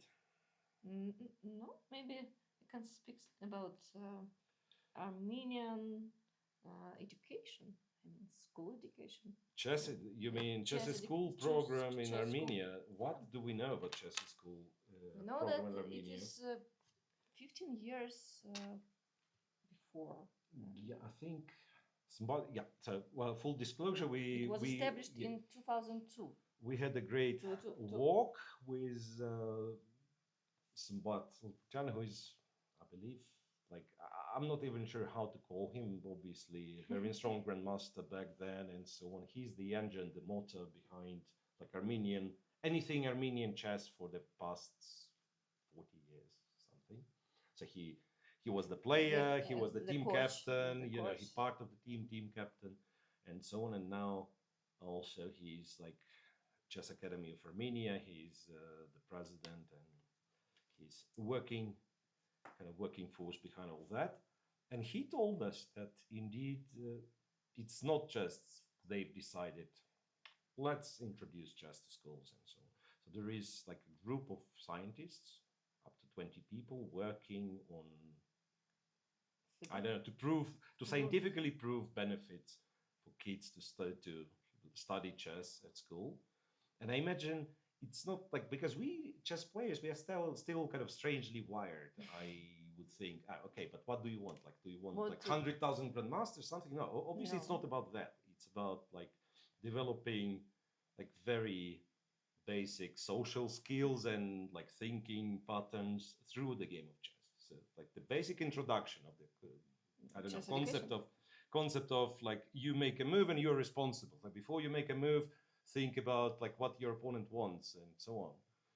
If you play chess on some level, this seems very basic, but for some kids, and I'm tempted to say for some people, this is a concept unheard of. Also, today is the Children's Day. Yeah, so today is a Children's Day, and we've seen some local kids playing a chess tournament. And one more thing that I actually didn't know, and we were shown today that there is a little chess club in Jermuk named after Karen Asran, who, strong grandmaster, maybe tomorrow. Tragically died. I'm not sure. About 20 during the tournament. About 20 years during ago. the tournament. Did he? I thought he was. Maybe he was playing it. From what I remember, he was driving and he stopped and there was some like heart attack thing. But again, I don't want to speculate. All I want to say, like I knew him a bit, and it was like again long ago. He died as a young man. He was like a very sympathetic person, and of course very strong grandmaster. So there is a Karen Asran Chess Club kind of club museum. So we'll try to visit it next couple of days. Yeah, and what do you think about school education program? Is it, for example, if then you was young, what about when I was young? No, I mean, for me, it was kind of school. Chess in school was automatic because I started chess before I started school. So I mean, I could. You started like, at 5. Yeah, it's 6 or something. 6. Yeah, I was kind of playing chess, as in like playing casually with my dad and my aunt. Not with my dad, with my granddad and with my uncle. It started even like maybe even earlier, and at 6 I already was brought to. I'm not sure what it was called. It wasn't the Pioneers Palace, which like even some people in the West might have heard of. Kind of Soviet, Soviet chess players starting ground very often.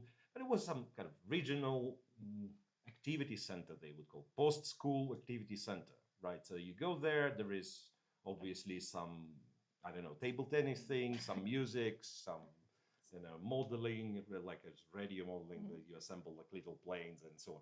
And there was chess, like everywhere, like every little district of a little town would have this, and among other things, there would be chess. So I don't know. I mean, in ideal world, that probably should work, and it works in Armenia, which means like in this regard, they've managed to achieve something that is like very hard to achieve in my understanding. Because the biggest question is, of course, and maybe Sambat who will be teaching. Yeah, maybe Sambat could kind of elaborate on this one a little bit more, because he mentioned that they had. I like the way he put it. He said, "I want to share my knowledge, my experience." And usually, when you hear this, you expect the person to be like, he will be telling you with authority that I've done this right, that I've done this right. But he continues it with like, because we made so many mistakes. He goes, yeah, I want to share my experience because we made so many mistakes that now I simply want to tell everybody not to make the same mistakes again. So one mistake that I believe we all would think about is like, let's take chess players, teach them some pedagogics, I don't know, whatever, and they will be psychology, right? And they would be kind of the teachers for chess in school. And then I thought, again, if we are not talking about any serious level, but basically basic concepts and like the history of the game, social project. history of the game, it's much easier to take a good teachers, kind of good first class, I mean, first elementary school, say elementary school teachers, first grade, second grade, whatever, and teach them some chess instead of teaching in basic level. instead of teaching just players how to behave around the kids. So yeah, that's it's a very ambitious concept, I want to say, and if it works like in more and more countries, of course, we as chess players we should be very happy. And how chess generally helps you in your normal life? Me? No, no, it doesn't help. It proactively hurts my normal life. But but no, okay. So I believe again it's like it has to be separated. The topic of, let's say, how to play chess on high level, and even like when we commentate that, we probably taking it the explanation too high. So the best sort of the best has chess has to offer to the young kids or to somebody who started to learn, I think, on the very first steps. It's like, so when you transition from just moving the pieces with some plan, when you stop blundering stuff, when you like start taking your opponent's pieces, that is the best. So then you should stop. When you should stop to. Well, you should. No, you just go with the flow. I mean, you should not force somebody to. Okay, now you really have to concentrate on your chess exam, right? So it has to be still like play and enjoyment, fun, but yeah, basic concepts. I think that's the best you can learn from chess. So when I'm saying like chess hurts my life, no, of course not. But some thinking patterns, some decision making patterns, I'm not thinking of them as like chess taught me so, but probably it did. Like the method of elimination, you have three options. Two of them do not seem very good, and then you go for the third one. That's you need to the choose. one. That's the one I'm using the most, I guess. And yeah, so it develops your cognitive skills for sure. One could argue, yeah, like if you can take the other game and like say, I don't know, checkers, Go, poker, Backgammon. whatever, backgammon, if it could achieve the same. We don't know the answer, but we know the answer that with chess it's possible. And what is your best achievement as a chess teacher, a coach? As a chess teacher, huh? That's interesting. That's a good question. I've never thought of this one because the best result of your student, it's much easier to kind of quantify, right? Mm-hmm. Because yeah, okay, you take that, and again, like you can ask somebody added that much rating or somebody played well in a very important tournament, right?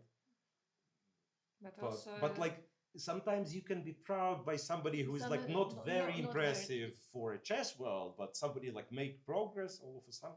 So I think I would probably name something like that, so that I had maybe a few kind of casual lessons, online lessons, when we just talking how to work on chess. We don't even like look too deep into specific stuff, like how to learn chess, how to pick up, like how you want to play new opening, where do you start, and so on. And some people like when people are grateful, that is the most pleasant. So that's why like working with professional is challenging and probably rewarding, but also working with casual players is much more much more pleasant, because then you get you get all the praise. They say, okay, finally it makes sense. Thank you very much, Miro, for explaining the thing to me. And that's, of course, this is priceless. Yeah. Do you think chess reflects life, connected with life, or it's just a game? It's a very very complex game. I don't really know, to be honest, because obviously there is Kasparov's book.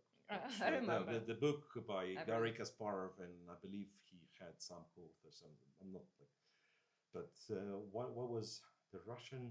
It was published in English first, How chess imitates life. I Life, think yeah. that that's the title. Anyway, so he was trying to make parallels, so to speak, how, let's say, your chess abilities can be, well, or decision making patterns can be implemented in various in different, business. yeah, business mostly, or yeah, business or art of war, right?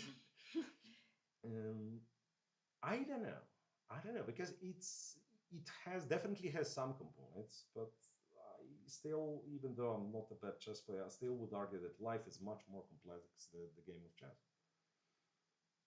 So But do you still enjoy playing chess? playing chess, that is that's a tricky question. Again, I'm definitely hooked on playing chess, and I would go further than this and say I'm hooked on winning at chess. So sometimes I would go on internet and I would play some blitz games until I like win the desired amount, and then I stop. Yeah, but this is something that I will borrow from a great, well, person actually connected with chess. But he used to be, I mean, he is retired by now, but he used to be one of the greatest snooker players of all time. Steve Davis, 6 times snooker world champion, and at some point a president of English Chess Federation, believe it or not, for a brief period of time. He has some connection with chess, right? And he has been asked with one of the reporters, I believe, like closer to his retirement, one of the kind of, still far away, but yeah. Anyway, so why would you like? Will you be competing again for the, say, entering the official cycle for the world championship and so on? And he said something like, "Yes, I enjoy the game like every now and again, but nobody enjoys losing. Losing, no. Nobody enjoys." Sitting in his chair where other person puts balls, and that's my feeling now. Like when I come to play to the board, like in a, yeah, against the opposition I normally should be kind of comparable with, and then I get absolutely destroyed. And I look at the position and I'm asking, who was the idiot who put my pieces in such a way? And it was me. So that's like how it was happened. quite, yeah, that's quite quite depressing. So it's very hard to come back to kind of compete seriously. Of course, yeah, you can play a casual tournament, a blitz tournament, or something, enjoy it. But now I appreciate more and more like the beauty of like single like games, studies, and so on. So that like some maybe like even some secret laws this game operates. Like, yeah, to figure out one new concept, and yeah, to understand that it's true. It's remarkably satisfying. And I think one of the biggest problem is too strong young generation now, because the previous generation, for example, we can remember Smyslov. He played his Yeah, like his candidates in the candidates in 70s or something. 70s, and he Yeah, was okay. still Smyslov and Korchnoi were two like Korchnoi. huge outliers, right? By the way, we probably should make a couple. Could you of imagine No, nowadays? nowadays it's impossible, but for the reason that I guess the game changed a lot. Okay, And let's switch to the game. intensity changed a lot. Like how much you have to work, right? How much you have to work, because otherwise you'd be giving too much of an odds if you're not looking at the opening. Wait, we just gotten this Zugzwang position. Zugzwang position. That we thought was a Zugzwang, right? So we gotten is the only. Yeah, maybe? so we gotten it in a different way. He went Queen B7. And apparently there was no obvious way for white to not to get into this Zugzwang position, because knight c6 will. Oh wait, what was the problem? Was knight c6? Yeah, queen takes. Maybe the problem with the moves if after you take here, I guess it's just queen c5. That's the very same, in the very same way. Rook c1 is also true. Yeah, in the very same way, the knight is. You don't even need to win the knight. You just make sure that the knight's not moving, and then you win again with the attack. In the prison, yeah. Right, so this is it. And white went, again, if white goes queen b2, I thought rook a4, and following a previous logic, rook a4 would be good, but there is also a sudden chance of the pawns are pinned, and that's you go a5, you create a passed a4. pawn, and then of course you win because like Because the rook is better. too many distractions, right? You will at some point distract the queen and go with rook c1, or maybe you just now if you trade the queens, you win immediately. Yes, queen b2 was not a move, and therefore white went queen a3, and now after queen e4, we have this position where we thought was a Zugzwang. Maybe king g1 is the only attempt. King g1 in fact is possible. And queen b1, you'd go king g2, and there is, I still don't understand how we win.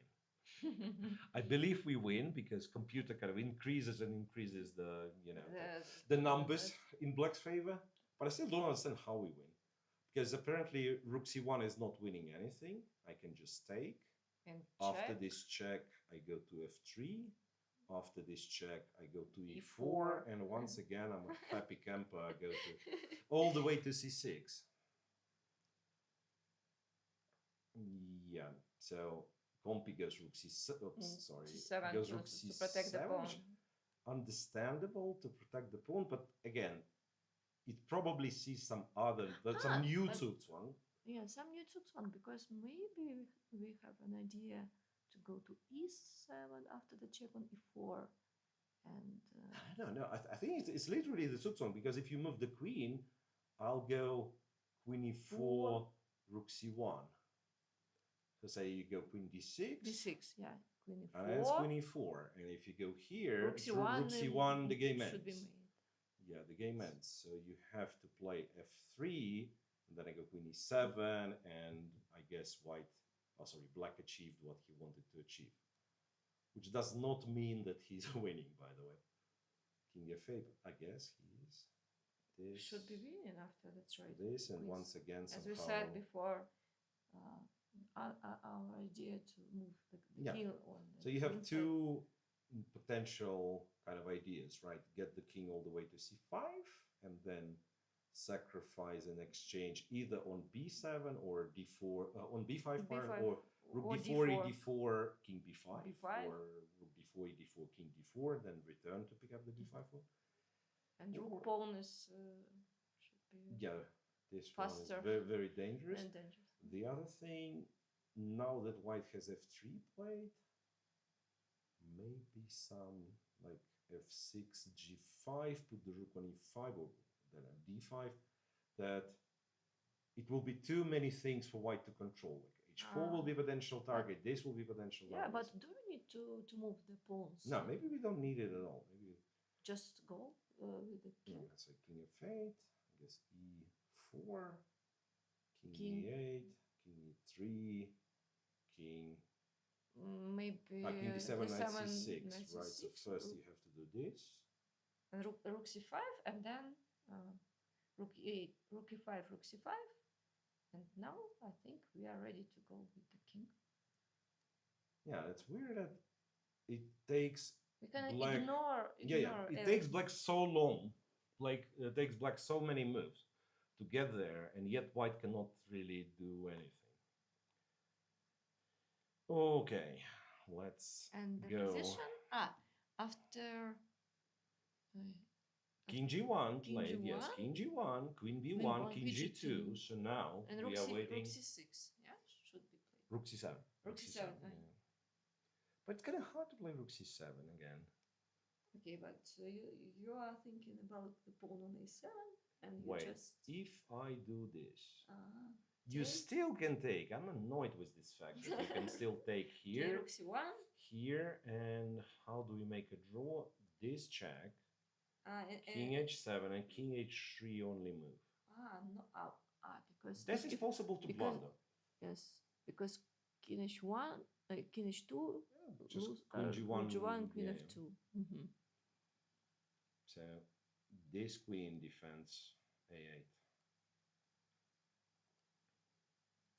Right, after rook c1, looks like we are winning. But looks like we are winning here, because the mate on h1 is a bit threat.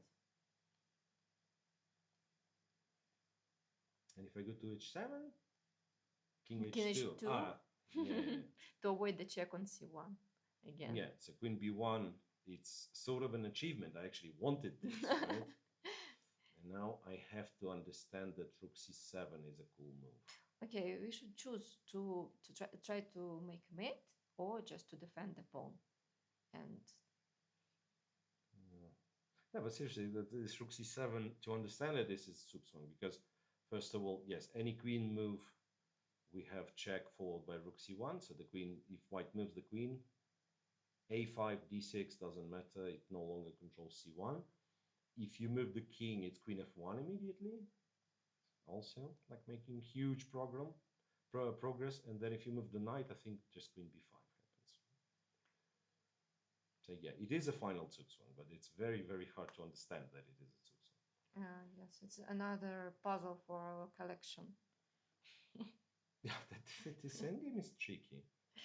Yeah, by the way, I just realized after king g2, the bot says rook c7 is the only winning move, which I don't understand. If I give this check, king g1, it's just glitching because it thinks it's the same position. That's why it's a draw. No, no, it's not a draw yet. It's not a draw. Yeah. After queen e4, king g1, you can repeat it. repeat. Yeah. No, but seriously, you have to find rook c7 in order to win. And what is the time situation? 25 minutes left. Let's show it this way. Show it this way, and let me see. The actual so Shibon Gumuliage has 13 and a half, yeah, and Hakobian 23 and a half. In my screen it's 24. I don't know how it works, but the power of internet, we don't know how it works. Like seemingly we both have access to live board without delay, and yet even for us it shows a different time. Really hard to figure out what it is. So what do? Do we watch it like that so people see? No, I think we should actually some camera view. Actually, we should. Okay, let's experiment. We go here and we see what cameras do we have. We have a camera on. Have a camera on Hakobian here. And he played rook c7. We have all the cameras on Hakobian now. Rook c7. And he played rook c7. So this is it, right? Now, there was a better view. There was even better view. I'm not sure. Let's stay with this one.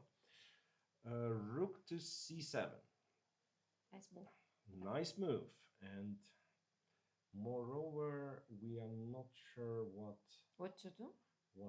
We didn't really figure out. King f3. No? Brave king. Check. On e4. Wow. I mean, but this is computer, seriously. Like it says, yeah, you just go to e5, nothing to worry about. The king is safe. Okay, it was just a joke. No, but seriously, like I mean, it could be if you understand that you're not getting checkmated. It could be the best chance, simply because like your opponent is. How is this possible? But I also think queen d1 is not the best because this apparently wins. Queen f4. King f4, queen d5, and I think the threat is rook c4 and queen f5 checkmate. Pin the knight and then queen f5 checkmate. This, queen d3. Defending. Yeah, that's what computer does. King f8. It looks stupid to go with the king on a4. I know it. Yeah, no, but seriously, yeah, this might be the best chance, but I don't see it happening. So very likely this check, queen e4 and f3, and queen e7, and queen e7, and this endgame that we are looking at. No, to trade the queen. Maybe. No, but then this is queen f4 to protect the pawn on e3. Maybe, but I'm not sure. Not Okay, sure. let's It could be. continue. Could be. No, I feel like this could be like easier for black to win Of course, compared to an endgame. F3 is. Compared to an endgame, it could be easier for black to win. It's- So I have to defend this guy, Yeah. right? Because computer, of course, like says knight c6 for king f2, okay, and Okay, rook c7 and then goes rook to. c7, yeah. I actually Looks- like Compy's move f4, sorry, f5 to stop white from achieving any sort of counterplay. So white can get all the way here, king d3, and then you go, then a rook e5 maybe, and there is, yeah, it's the end of white's counterplay. If you go here, e3 drops, right? If you go e4, black just takes and goes. Actually, not here, No, not here, because but knight c6, e8. but king e8. I think that white should Try to keep the try queens. to keep the queens, because after the trade, it's too easy to realize to Converting convert it. advantage, yeah, maybe. But again, this rook c. I understand that One, rook f3 is a c3. big achievement for black, but Yeah, there's also rook c3, for instance, e4, queen d7, like everything for the moment. This knight is not defended with the pawn. Like I think you very quickly lose coordination. So maybe the last chance is like here to play like king f2 yeah, to queen defend and it.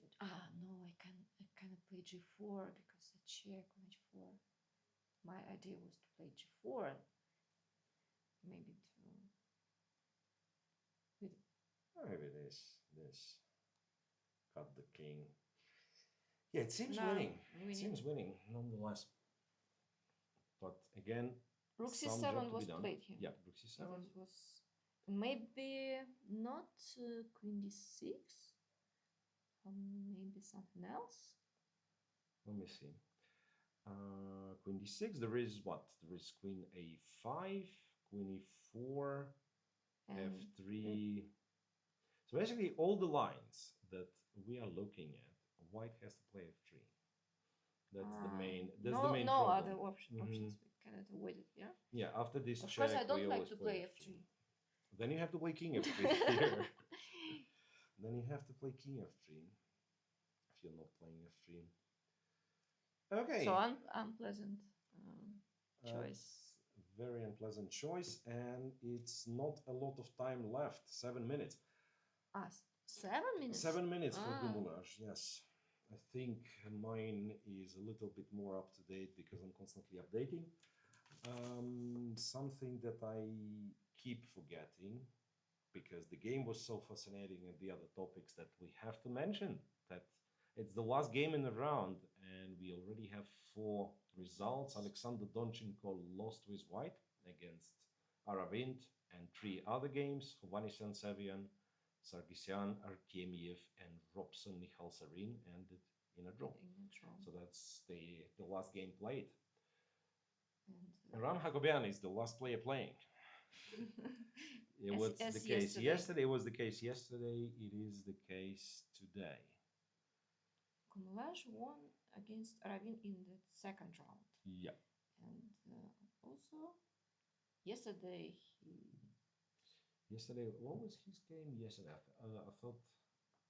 No, it was draw with Michal Sarin with black.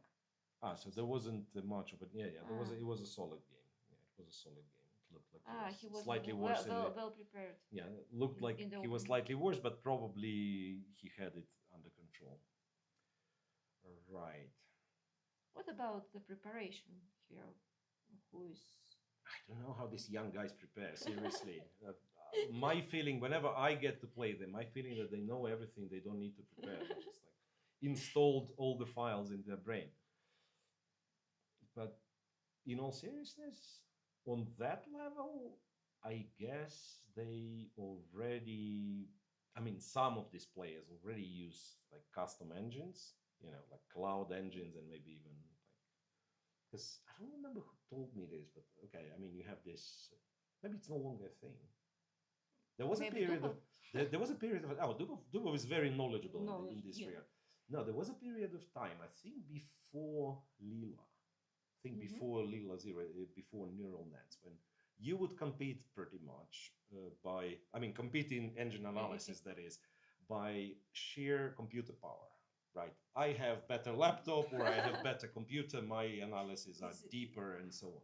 And faster. Right. Or yeah, like, or spending more time. And somebody, I think, was even doing it because we figured out even before Lila and all that, the engines were very strong. They were much better than us. So if you would tweak an engine a little bit, you go inside, you talk to the programmer, and you go inside and change some parameters slightly. Like for instance, the value of a knight, we all agree, like when we learn the game, is 3 pawns, and you tweak it and you say the value of a knight is 2.85. And the bishop would be 3.7, whatever, 3.07, some nonsense. Right. And the engine starts to show, I mean, of course, it still like plays very well, it plays the same game, but you tweak it a little bit, and it starts to show different lines in the opening, like deeper in the opening. So, and people were kind of using it to find new ideas. Yeah, now I guess it's no longer relevant. And okay, so let us. What is? Oh, Queen D6. So finally, we are we have one more move. Queen E4 now is absolutely needed, but also a good move. Okay, no choice here for white Again, after the check. After the check. After the check. Of course, I don't want to play F3. No. Well, knight F3. Knight F3 maybe is possible. Knight F3. I think we will somehow lose. B5 pawn. Probably will lose the B5 pawn.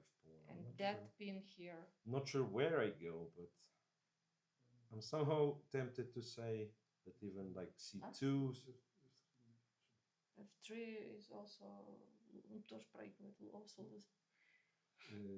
Yeah, so knight F3 is not great. Again, to remind that this loses to rook C1, and that's one of the cases where white doesn't have perpetual check. So we have to concentrate on F3, Queen E7, and that's it. And this is where we have an argument. You say white should keep the queens, and I think maybe the endgame, but both seem bad. After the trade, it should be short. Both seem bad. Actually, we never tried this, Queen D5.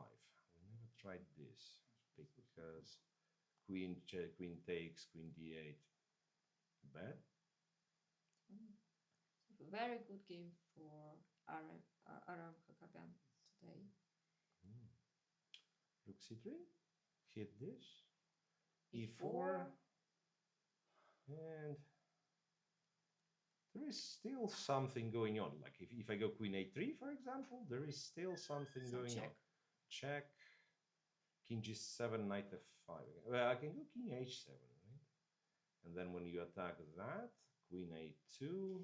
But you know, if you are so deep inside this position, in position as Aram, I think all this trick he already sees. Yeah, maybe. Because he's thinking about 1 hour. Yeah. Did he play Queen E4? F3 was played. Queen E4 played, F3 played, and Queen E7 should be played also. Yeah, Queen. Because the rook is hanging, and technically this is also a move. But we all know that. Yeah, we want to trade the queens. Every Armenian teenager knows that. you have to how to win this angle.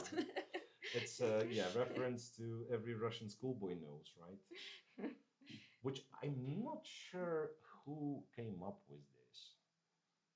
I mean, with this expression, right? So that's obviously somebody from the West, and I've heard it from Yasser many times, from Yasser Serwan, and I don't think it's him. I remember there used to be a video show, like one of the first shows by Alex Yermolinsky, back then when ICC, Internet Chess Club, was a thing. Was it video? Was it? Yeah, I guess it was a video. So Alex Yermolinsky had, or maybe his expression, or maybe the whole thing was called Every Russian Schoolboy Knows. Yeah. So, and the origin of this phrase, I believe that even I caught a bit of it, say in the mid-90s, and again, like we could probably ask Sambat, for Yes. confirmation, even in the mid 90s. And that was when I first went abroad to play chess. So I was rated 2270, say 2280. Went to It was play your some first kind of first elo, yeah. But you couldn't possibly get less than 2000, right? Yes, So, I so remember. we were kind of lucky in this regard. But what I remember, I went to play some round robins with international master norm, and the kind of almost like the law was that you trade the queens and you win. It doesn't matter what the, I mean, of course, if you're not totally lost, but basically you could outplay at least Western European players more or less in every endgame. And it was so shocking to me. And later on, I was told that yes, you don't understand because I was a kid, okay, 20, but still, let's consider me being a kid. No, it's People didn't really have access to proper kind of school, sort of. Yes, you have books published and even Soviet books, some of the Soviet books translated, but still it doesn't build the whole system and so on. And now with all these courses, internet, everything published, so the field evened so much.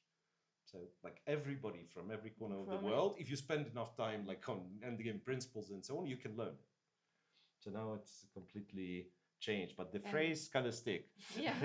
Russian, every Russian schoolboy knows. Yeah. And exchange was happened. Aha. So he, after Queen E7, he did take Queen E7. But it's like by the same token, every Russian schoolboy knows how to win it, but also every Polish schoolboy knows that probably that's your best chance, because if you somehow lucky to exchange this, exchange these two pawns, it's a draw. While with the queens, I would argue, even if the pawns are not here, you might be getting checkmated on the second. Yeah, I don't know. I don't know. So I'm not sure what I would have done if you trade or you don't. Like again, objectively, it's a matter of taste because both positions are very, very bad. Speaking about boys, maybe now Indian boys are even more aware about chess than Soviets.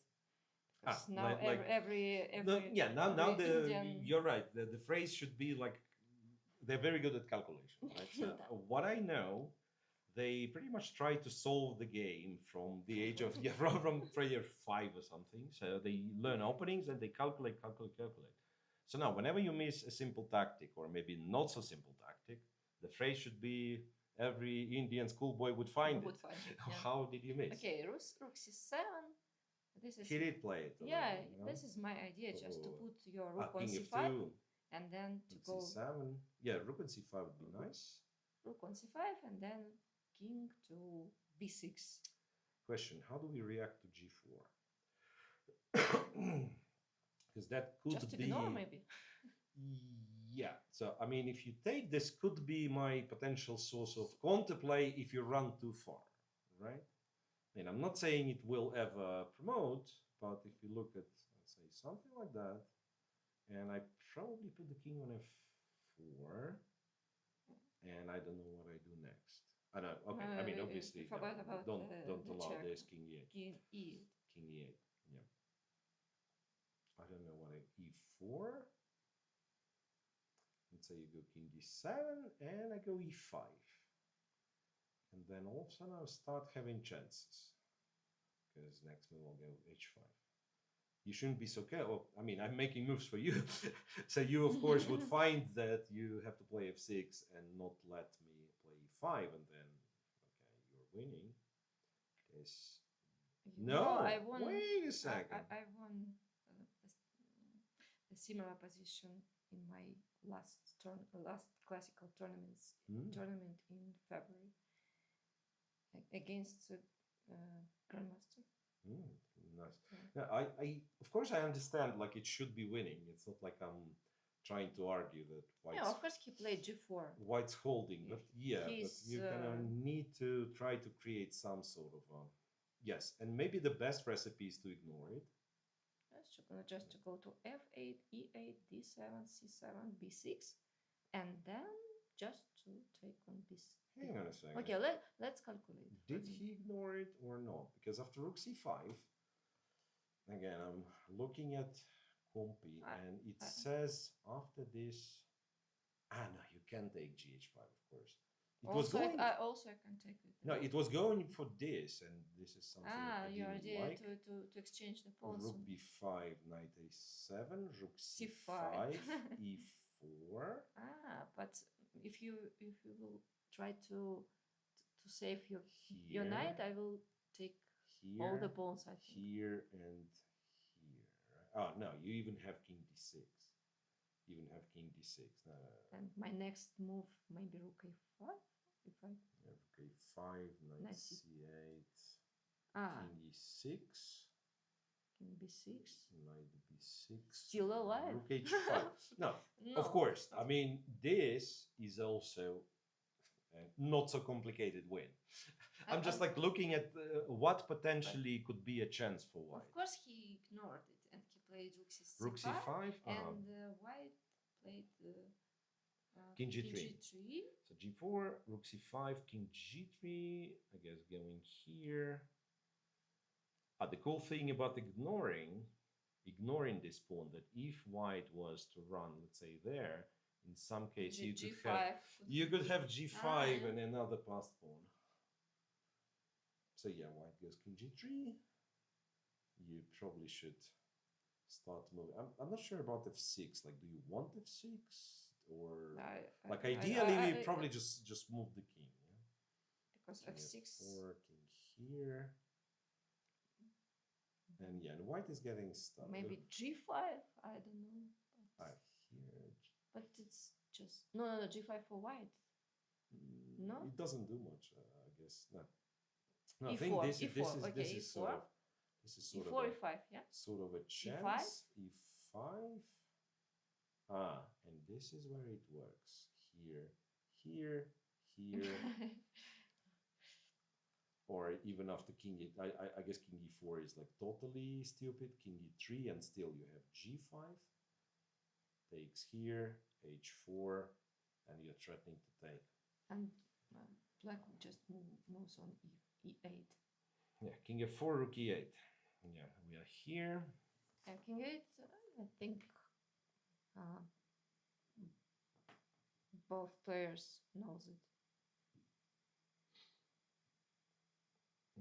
Let me see. What is the time situation? Let's compare our clock. In my screen, 4 minutes 30 seconds.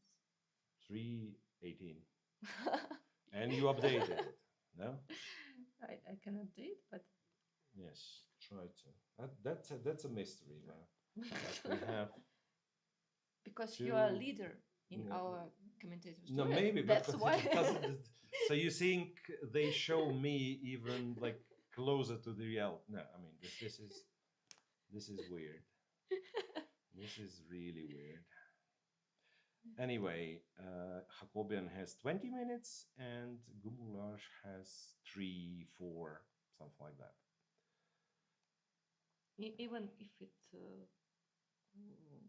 was opposite, I think no problem for. I mean, probably you could find one last trick with white, I guess. Okay, what happens if I take? Okay. Rook takes, right? Even let's try G. Pawn takes. E4. 4. Then I guess you have to go F6, yeah. Right? Yeah. And to stop you, just to stop you. And then I'm stuck. Yeah. Because you have no move. The idea is to trap me. Okay. No. I mean, of course, such tricks can happen, but objectively, there is nothing to do. In Blitz, maybe, but in classical game, I don't believe it.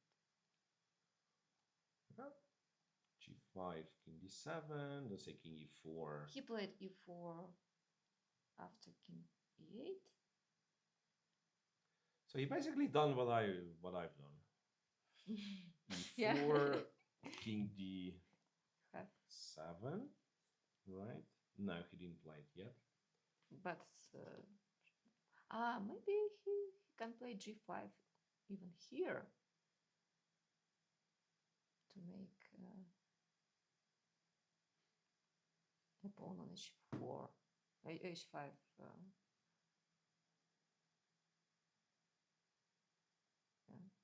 H4. Pass pawn. 95.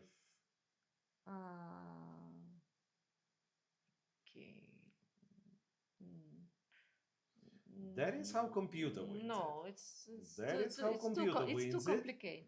And I believe it because this will run fast. But do we want it? No, right? no, I don't we think don't we want. do. No. Yeah, I don't think we do. It's win. How well? And He played? we said No, no. It's our analysis It's board. Sorry, I got excited. No, g5 is probably the strongest move. It looks like mathematically the strongest move. G5. Or f6 with idea to play g5 on next move. Then there is this stupid jump. No. This stupid jump you cannot take, and if you go here, it's hg, hg, check. And here. take on h5. Wait, if I take on h5 again, like this is so easily winning. Yeah. This is so easily winning, right? The knight is Knight useless. is useless, right? Very nice word. Notoriously bad at stopping the rook pawns. Rook pawns, any sort of h pawn, a pawn. That's fine. Again, one more puzzle. G5. G5, G5. F6, or so you just, can make a collection. or just ignore it. You can make a collection of puzzles from one game alone.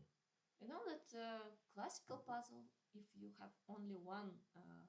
And you mean the study, like when it's the only solution, the yeah. only solution. And here it's very hard to ask for only solution because everything After seems to be winning for. King d7. King d7, E5, white went E5. e5, and this we've seen as well.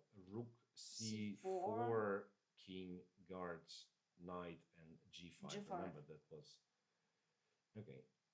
A question: can we win without g5? G5? Honestly, not so easy. Mm. g5 is like totally winning. Okay, and for the previous move? Yes, here. Again, g5. Again, g5. Or rook c. Maybe rook c3. Rook c3 is nothing. Rook c3. But what do we want? I just any move. I just try to GH to find GH a problem. and they go here. Okay. And then if you back to c5, they go here, right? Okay. And rook d5? No, rook d5. So it's not a 4. It's in fact after that the computer still wants that. Maybe we have. I'm confused by now. I want to say g5 should be possible to find now. Oh, okay. I mean, not g5, but rook c4 and g5. And maybe king c7 is also e6. e6, okay. e6. And now maybe f6. But of course, I don't want to make some. No, that's probably a good. Actually, that's a good because you'll return. Sorry, you'll just like get on d6. So that's not a problem. King c7. What else? Maybe I take and go to f5 maybe. No. Probably we'll try to move the pawn maybe. Okay, king b6. Four. You cannot take. I cannot take him. Pawns are too active. So. No, you better. I believe like he better find rook c4 rook c4 and g5. King goes and g5. Yeah. Because this is a guaranteed win. h4. I don't even know like what to suggest for white. Yeah, sure. No, most knight f5. 5h3. I mean, you stop this guy. Rook c2, h2, and no moves for white. After even like you just go here. You take and this. Like why waste time, right? Or I mean, I'm not sure. Maybe e5 first. Yeah, e5, b5. b5. And this will never be stopped. Yeah. This will never be stopped. So he need about 2 moves to. to stop it. Yeah. G5 and rook c4 is played. Rook c4. Okay. Okay. Immediately king b4. King e4.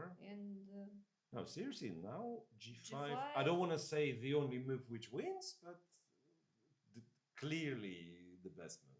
Because remember, there was a move like g5 was Okay. -3, and the other move Okay. was -2.5. Let's do some mistake. H takes g4. Ag4, Take fg4. fg4 and rook c. Yeah. c1 or Rook c8? c1. Just go. h5. Takes. Yeah, let's see if there is a way. And rook makes h1. Rook h1. I guess this is where I go knight c6. If and if I takes, your takes on a7, and your knight are Yeah, okay. tack, and just in time, right? And it's a draw. Right. Somehow, yeah, king e6. No. You'd go knight d8 and back. Yeah. And back. g5. g5 played, bravo. g5.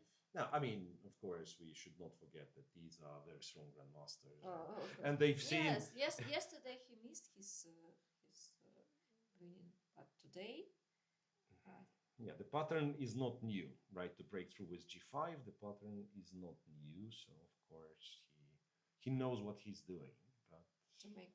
Still, it's a spectacular finish But to we this can. game. But I think. But let me see if I have the best display for Gumular's clock. 5 minutes. No, that's a wrong game. Sorry. 4 minutes. Pardon me. 2 minutes. 3 minutes. Yeah. The problem is not how many minutes he has, but he has no move. All Armenian viewers now are happy. And hang on. What happens if I go king d5? Do you...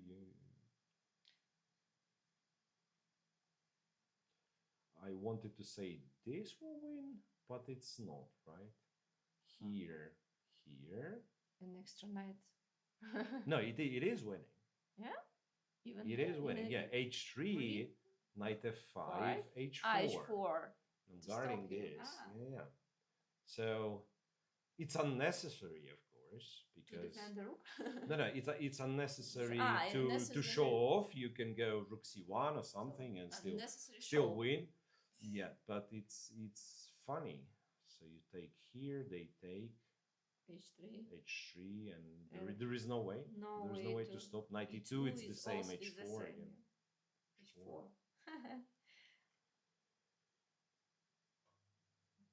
Beautiful pawns on so that means h file. That means the king cannot even move. Gh5 we never tried, but it doesn't make much sense. Yeah, because h6, h3, h7, rook c8. h7, but maybe c8. The knight pinned. That's why we cannot go on c6. You mean on the previous move to go knight? To stop your rook.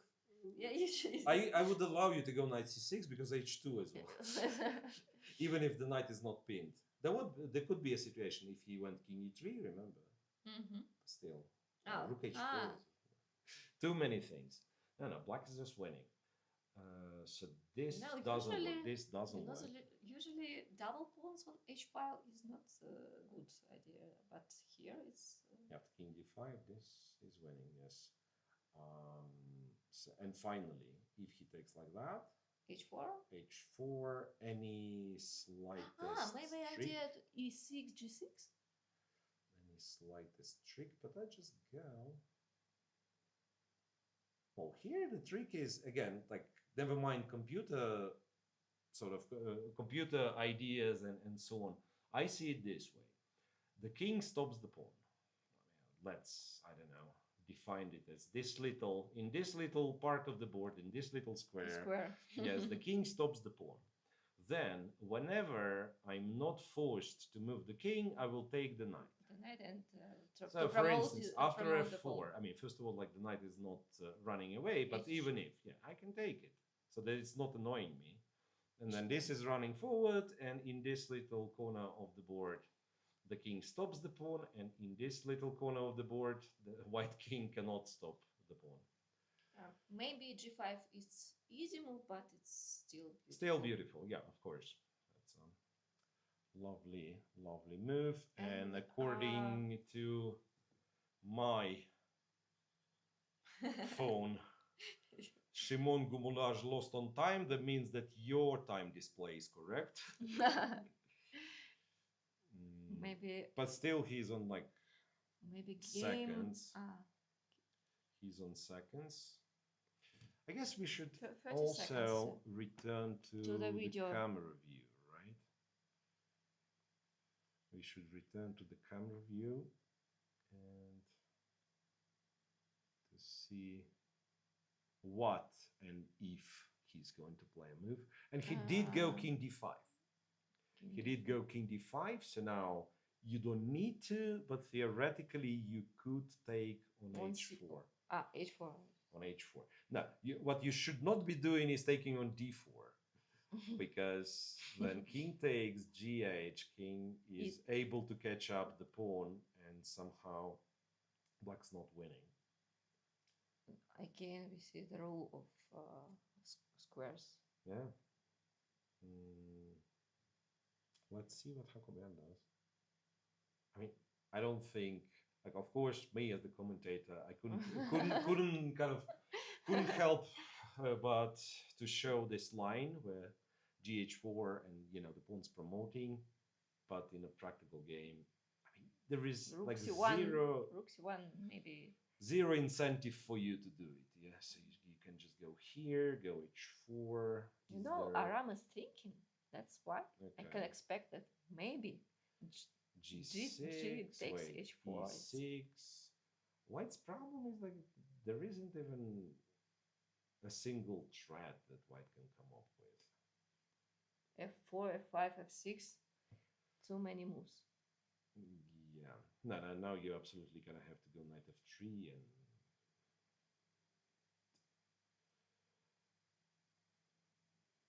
again, if we are playing this let's show off game, probably rook g1 is a funny move. I see how Gumulaj is frustrated. Can you see at the camera? Yeah. And we completely we fast forwarded this moment when, and it's very often happens like that. So originally he was the one fighting for advantage. Then at some point there was no advantage. There was no fight for advantage. And this is where like the very, very top players, oftentimes they just like trade everything and make it raw. Right, but I understand you're young, you're ambitious, and you're leading the tournament. So it's very easy to kind of skip this moment. Didn't feel the moment that okay, we tried, it didn't work. Okay. Time to stop, because it was very narrow, very narrow window for him to say wrap the game up and equalize. And from then, Hakobyan was better. Okay, let me just return back to G takes h4. King d5, g takes h4. Yeah. Wow. So wow. We are happy as a commentator. Absolutely. No. I mean, of course, it's a beautiful finish to this game. It's a beautiful finish to the game, and yeah, Gumulaj, of course. He understands what it is, but I really hope that he lets Aram play the second h4 move. I think that organizers should make a moment to save this moment, like a short video. Then he played h3, f4. And he takes. Knight f5 or knight e2, and in both cases you go h4, and this is it. I wonder how Stupid Engine tells me that this is only +5. How is that? Nonsense, right? Nonsense. An extra. This is not a fortress against the queen. No. Yeah, no.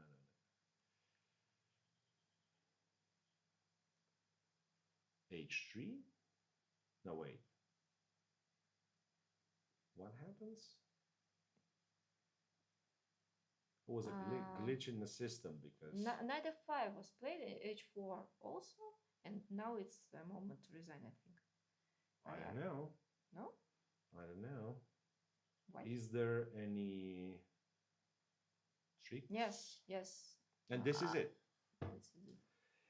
H4, and what can we say? A spectacular game. What a position. Yeah, no, this is really special. So again, congrats to all Aram Hakobian. A really beautiful win. And today, for the first time, we have two decisive games.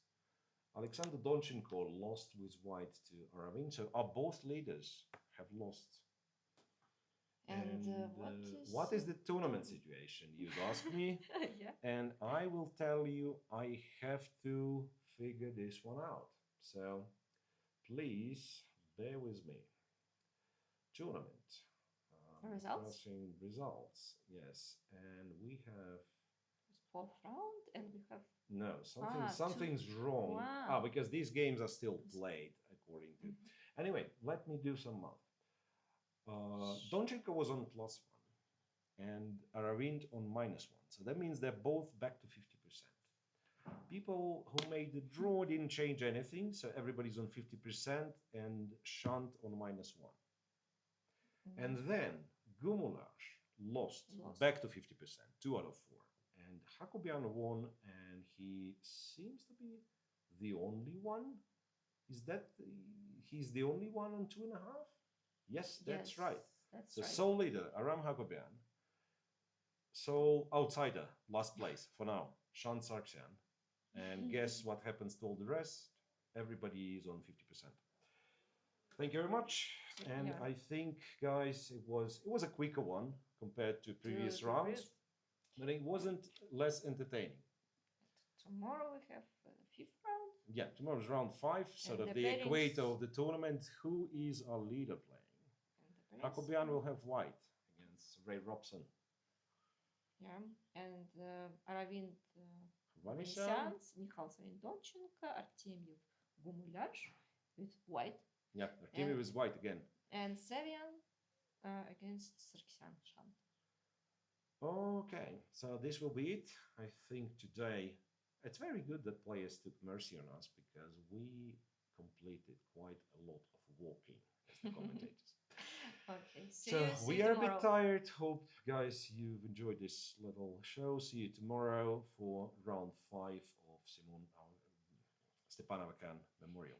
Thank you very much.